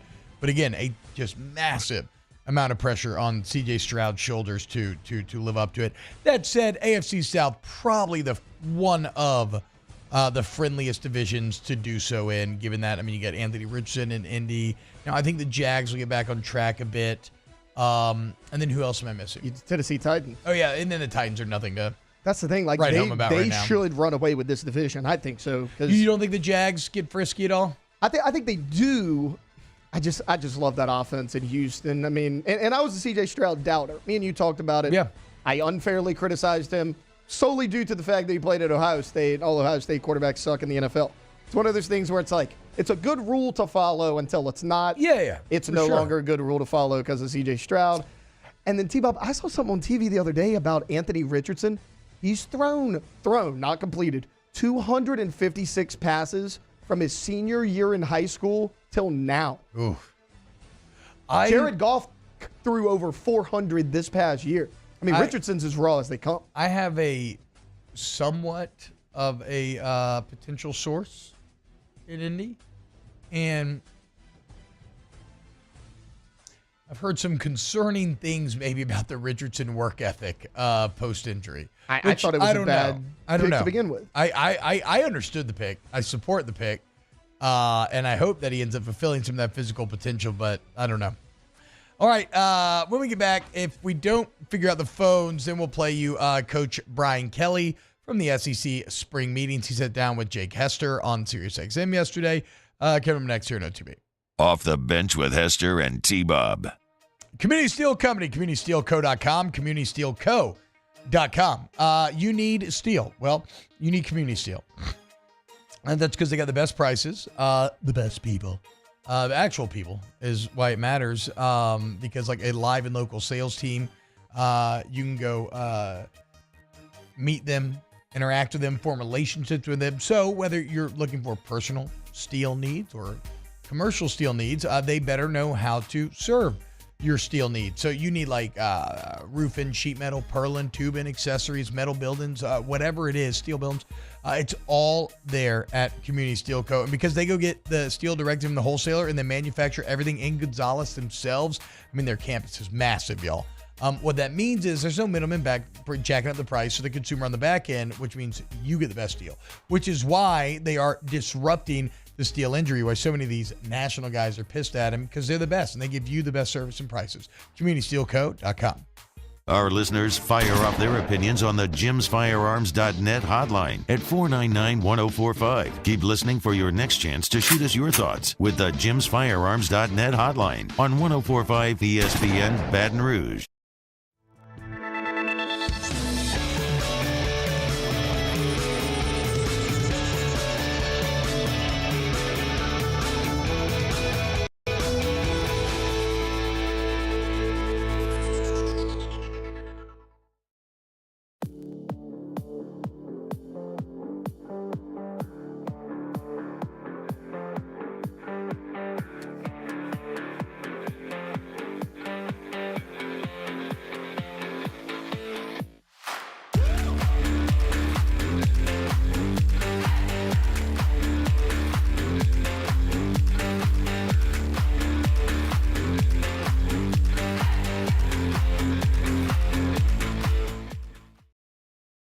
Jerry and Benny Payne began Central Plumbing Company out of their driveway in Tanglewood subdivision. 50 years later and 4 generations down the road, we continue to serve Baton Rouge and the surrounding areas for all of their plumbing needs. Residential, commercial, industrial, or hospitality, Central Plumbing is here 24/7, 365. We want to thank our customers, family, and friends for 50 years of success. And looking forward to 50 more. Power up your next project with John Deere Deals by Sunshine. Whether you're working hard or playing hard, our knowledgeable team will help you find the right product for you.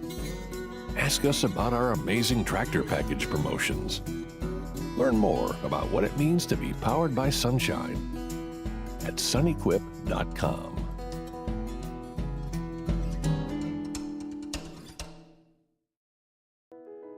I've been doing business with Luba for 25 years. They're dependable, trustworthy. It's just the attention to detail with our clients. Our folks have years and years of experience. They're highly trained professionals. But many companies have that asset.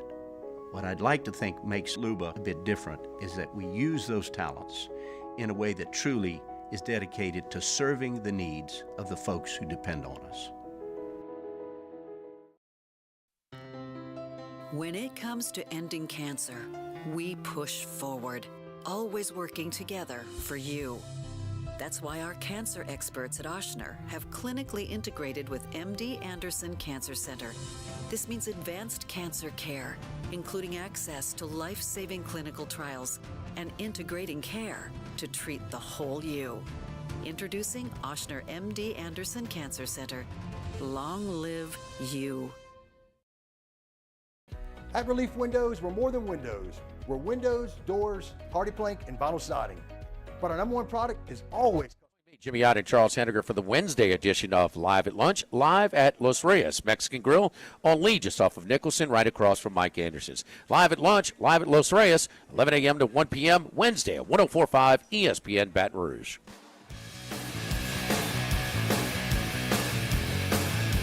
All-Star Toyota presents Off the Bench with Hester and T-Bob. ESPN Baton Rouge, New Orleans, Alexandria, and 1130 The Tiger.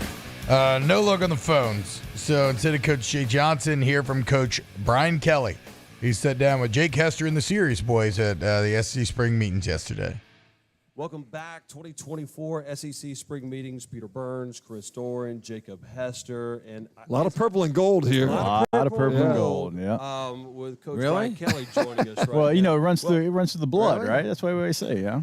Are you a head coach now? Are you a politician or a governor? I mean, what do you guys do? You know, I think now? what's most important is that we're all trying to put the plane together at 35,000 feet. You know, and nobody's done this before. And you know, I've been in these meetings the last couple of years, and we kind of go around the room for about an hour, and then you know it's getting late. It's like right before we're ready to break, and then Coach Saban would go off on a rant for 10 minutes and throw everything up for a reassessment. That's not the case anymore. This is really much more of everybody's weighing in, trying to figure out a solution to some complex issues that nobody's ever dealt. Who's dealt with this before? Mm-hmm. Yeah. And so I think it's been healthy, but we're all trying to come up with some answers that I don't know that are complete, but are going to keep moving us in the right direction. Do you like this event? I mean, it seems so cool to us to be here with all you guys and everybody putting their heads together. Do you like the collaborative kind of effort of the spring meeting? Look, I think, and I felt this way, once I got into this business after a while, that I think there has to be a time during the year where you get together physically at least once. Mm-hmm. This is the best time. This is kind of where you can take a deep breath. Yeah. And I think it's the best time where you're not so preoccupied with so many other things. And so getting everybody together is, I think it's good because you need to touch base with guys face to face. If you're doing it Zoom or something like that. Yeah, and I think there's a time and place for Zoom because there are many meetings we can't get to that we need to kind of weigh in on with some Zoom. So I'd like to see some more Zoom meetings and more maybe once a year where we get together like this. Coach, I'm going to go back to the quote you had, the clip you had. I can't believe how much traction got about we're not going to buy players, because as long as I've known you, you've told me, you've told everyone, we're going to build through high school recruiting. We're going to fill in the corners and the gaps through the transfer portal. Were you surprised how much traction that got? Because it's kind of been your stance ever since you take the job over at LSU. Nothing really surprises me, when it comes to trying to get a headline. You know, people are going to do what they need to do to get. Worst. We're the worst. No, I mean this is not an indictment of broadcasting or anything that is done. As But you had said as much before. Yeah, no, it's really, if you want to take anything and run with it, you can make it sound any way you want. The point was and continues to be, No one's done this before. And we were talking about it before we went on the air. I've never done this before. My whole career has been built on developing your son. I don't know what your worth is, but I know when you come in and all you care about is money, that's not what we're in this for. We're in it for developing you holistically in all those areas, and we do have NIL as well. But if you're going to come in here and all you care about is money, we're just not going to buy players, you know? I thought the message resonated well. Yeah, most people I talked to were all excited about it. How were the recruits that you talked to soon after that affected by those comments kind of making waves?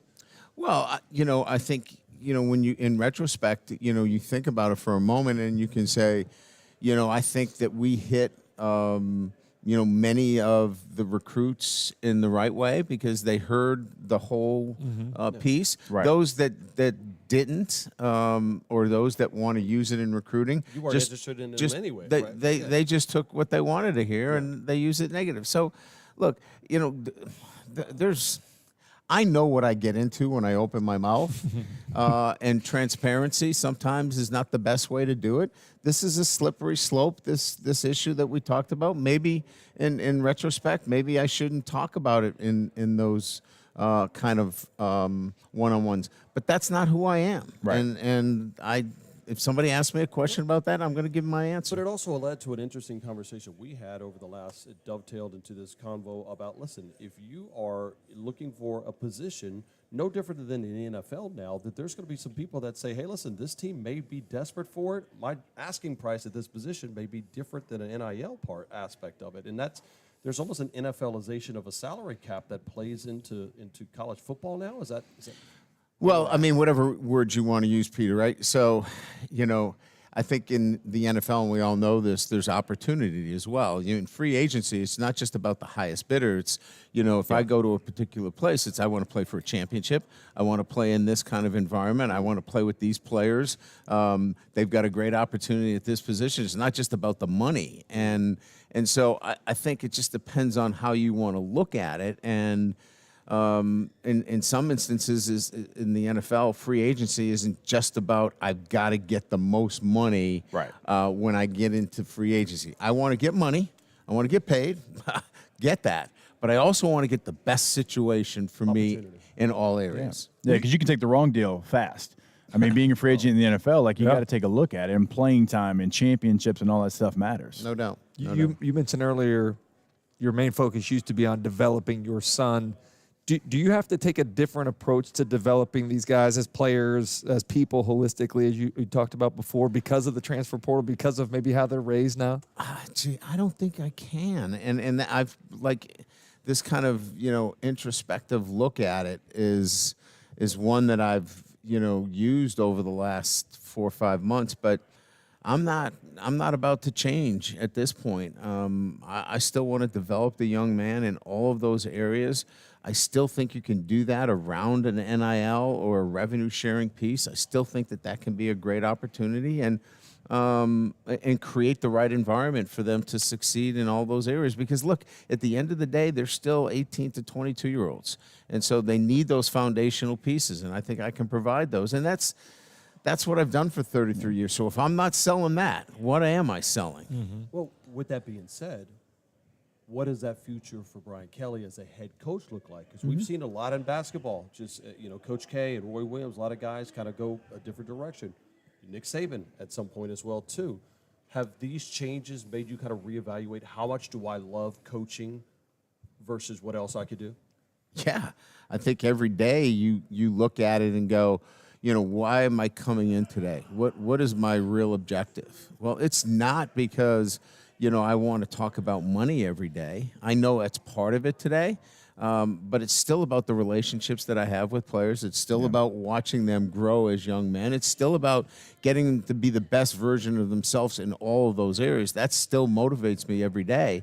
And I know that there are other collateral pieces that you have to deal with, but that's why in the world that we live in today that you're going to hire some people that are going to handle NIL for you. They're going to handle some of these other pieces. And still know that still can be part of, what you do on a day-to-day basis. So no realistic things of walking away and just retiring? No. No. For me, I'm still excited about coming in every day and still building and developing a football program. Yeah, when you're in the greatest place on earth, I mean, it's easy to go to work every day, you know? Exactly. That's what I agree. When it's 96 degrees and relative humidity is 88, why wouldn't you want to come in? That's right. No doubt about it. I want to ask you about this year's team. I ran into Blake Baker the other day, and I was catching up with him, and one of my favorite coaches of all time. I was like, hey, where are you going on vacation? He said, work's not done. Not really going to spend a lot of time away from the office. He's like, I want to make sure we get this deal right. What's it been like working with Blake Baker through the spring, now here in the summertime? Yeah, I enjoy being around him. He's got a great energy, a great vibe.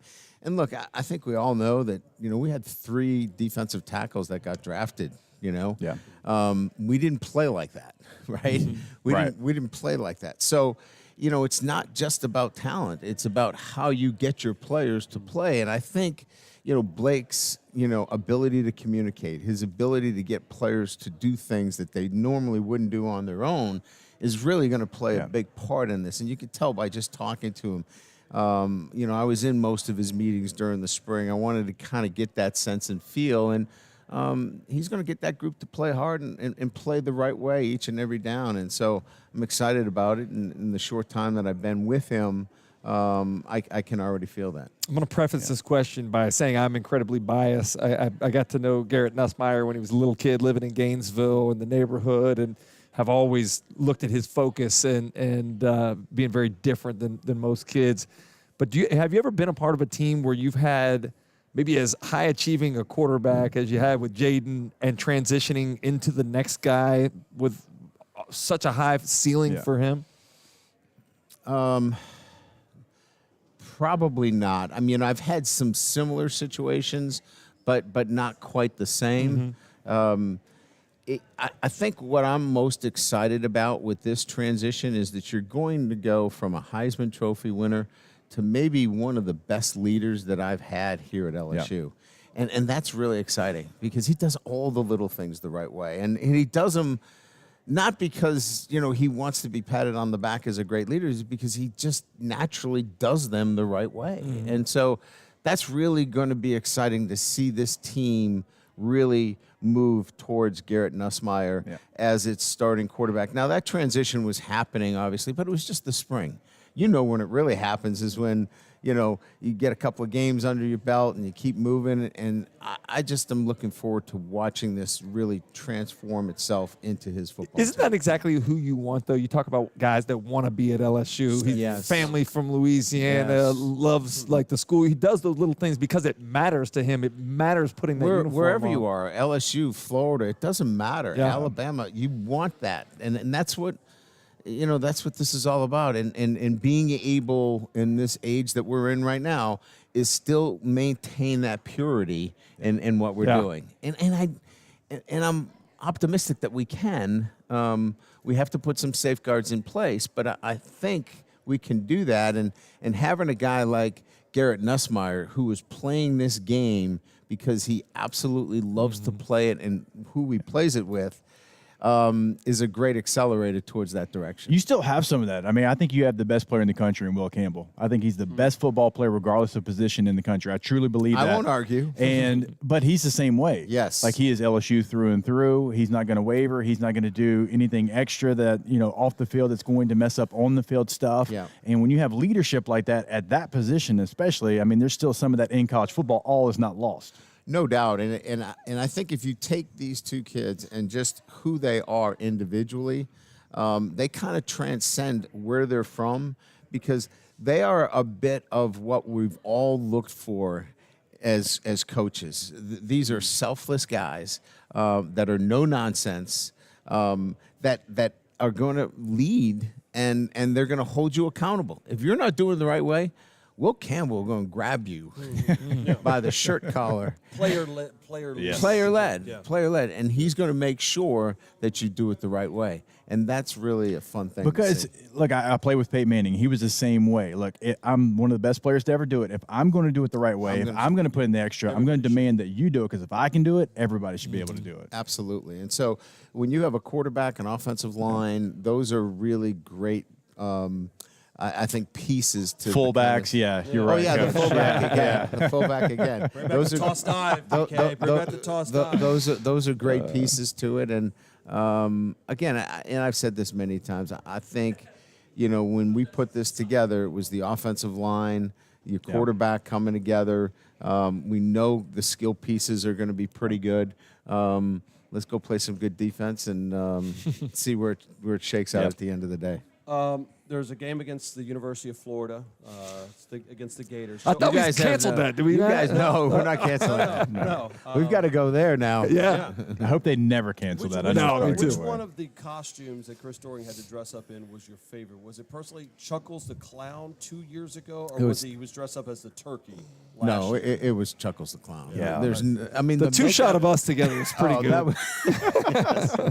That was really good. I just think that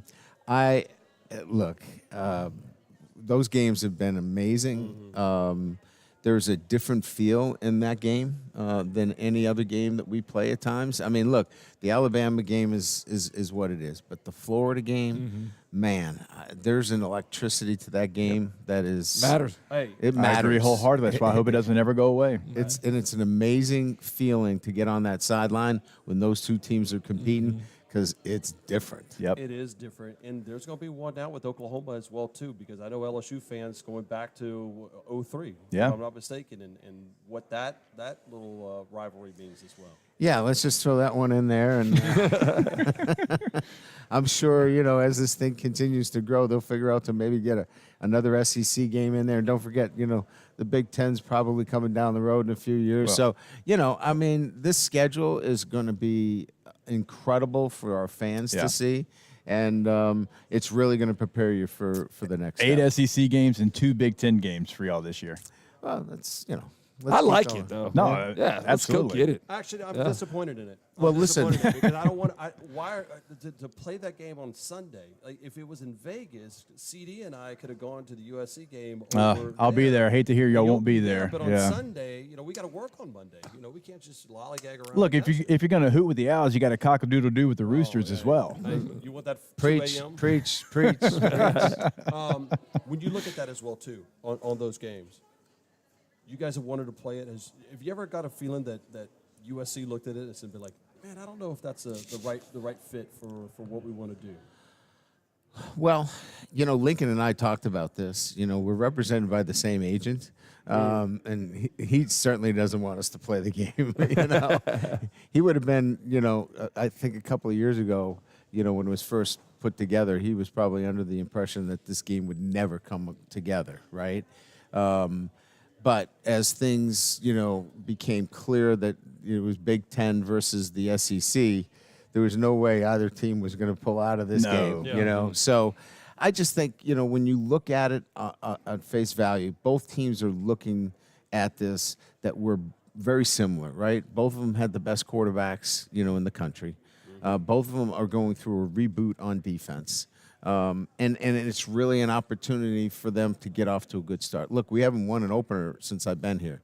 This is an important game for us. I get that. And so our team wants to get off to a good start as well. So it should be a great matchup. Last one, best course you played all season. Anything good? You got anything? Well, I was in Scotland for 5 days and played Royal Dornoch. The course was first played as a golf course in 1616. 1616, Can you believe that? Yeah. So I would say that over the last 3 months that I'm going to rate that as the number one course that I've played. What else did you play in Scotland? Cabot Highlands, which is the old Castle Stuart where they play the Scottish Open. Yeah. Those would probably be my top 2. 16-16. That was Dorian's freshman year. Yeah.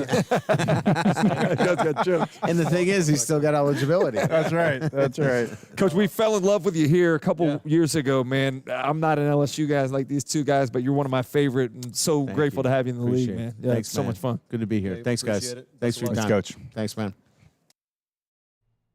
All right, there was Jake sitting down, Coach Brian Kelly. Very in-depth, very great interview. Coming up next, let's close out the show with a little Ask the Bench. Off the Bench with Hester and T-Bob. Go to centralplumbing.org, 925-8552. Centralplumbing.org, 925-8552. For all your plumbing needs, your one-stop plumbing shop is Central Plumbing and has been for 50 years now, y'all.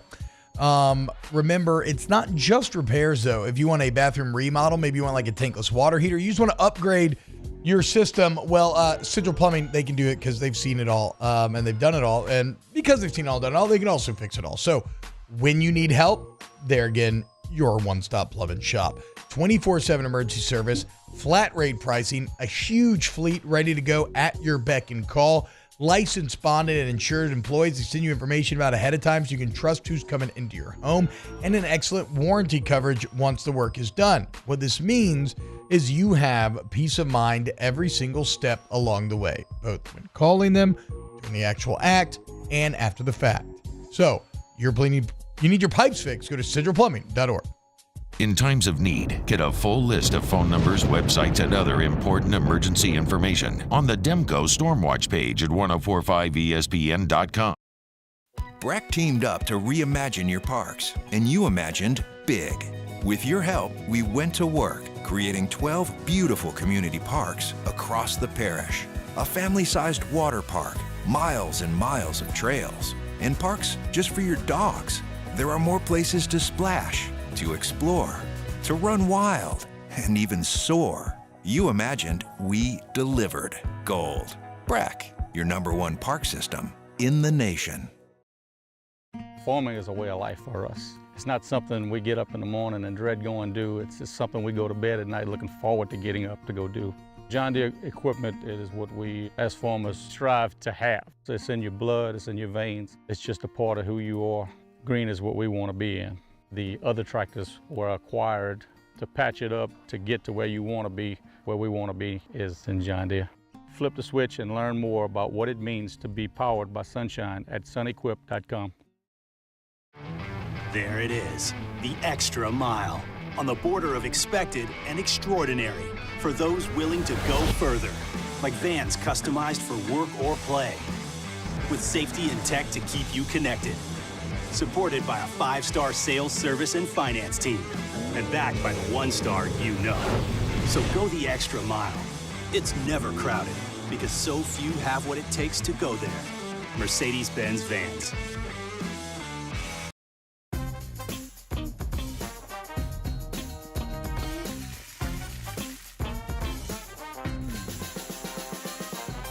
The best kept secret in town is out. Discover Tallulah at the Renaissance Hotel on Bluebonnet. He's here. Anyone want a Coors Light? Oh shoot, I forgot to play the song. I got a guy who can fix this.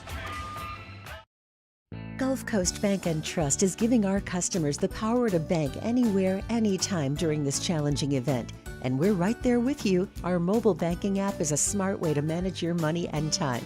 Gulf Coast Bank and Trust, the bank that cares about you.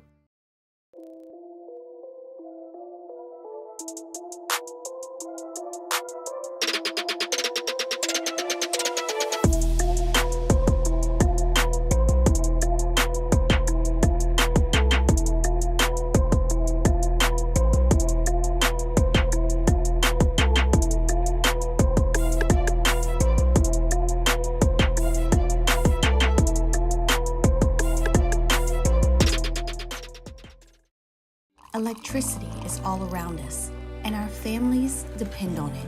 Every day is sparked by the power of a cold drink. Join me for a Wednesday edition of the Hunt Palmer Show. Koki Riley joins us from Chapel Hill. Ronnie Rance talking baseball, and Sharif Ishak on the black and gold. Hunt Palmer Show 1 to 3 weekdays, 104.5 ESPN Baton Rouge.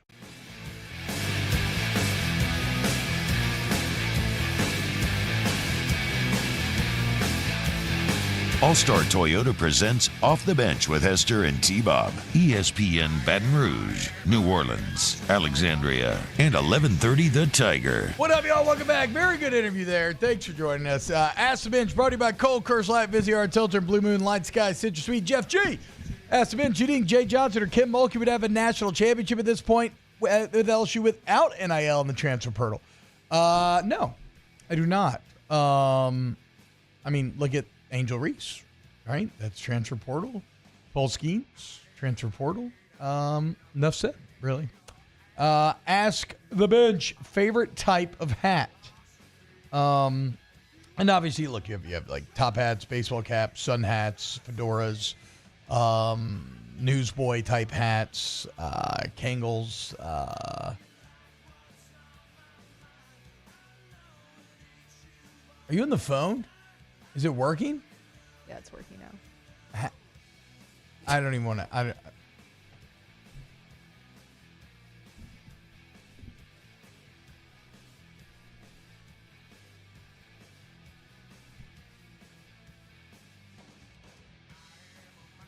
Ask the bench, favorite beach for the summer? I think I love Corpus Christi. Super fun. I've never been to any nice beaches, though, so I don't know. Pensacola has a nice beach. Yeah. I've only been to Texas beaches.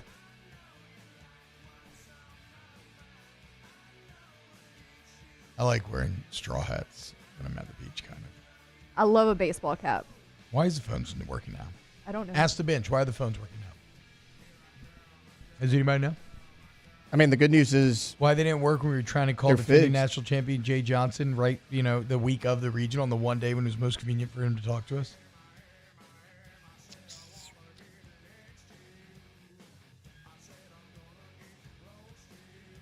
Ask the bench. Battleship or Risk?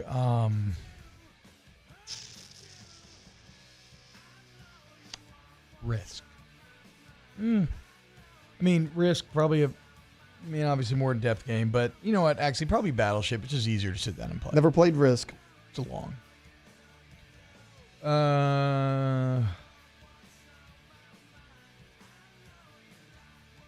What's maddest you've ever been?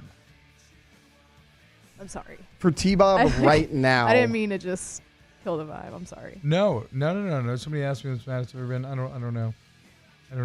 I have no idea. I'm pretty angry right now, though. Ask your boy, hold the mail. Was beer being stored at some point? I'm pretty sure it will. But also remember, Coors Light, Vizier, Tilter, Blue Moon, Light Sky, Citrus Sweet.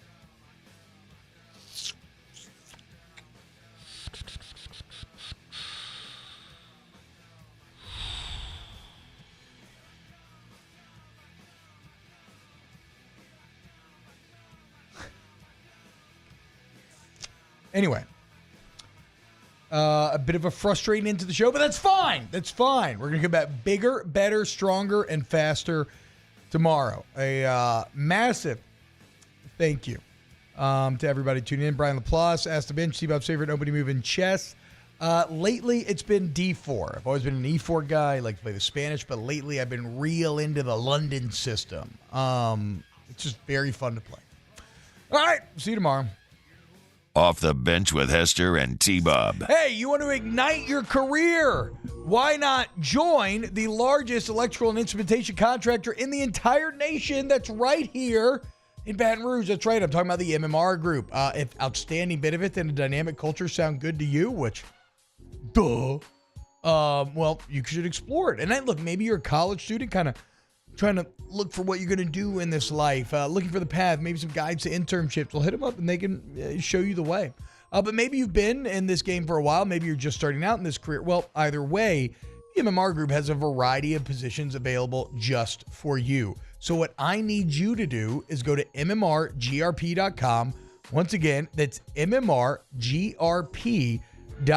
and you can apply now and see what they offer you. And again, it's a culture, a business that you want to be a part of, and it's a career, not a job. MMR Group.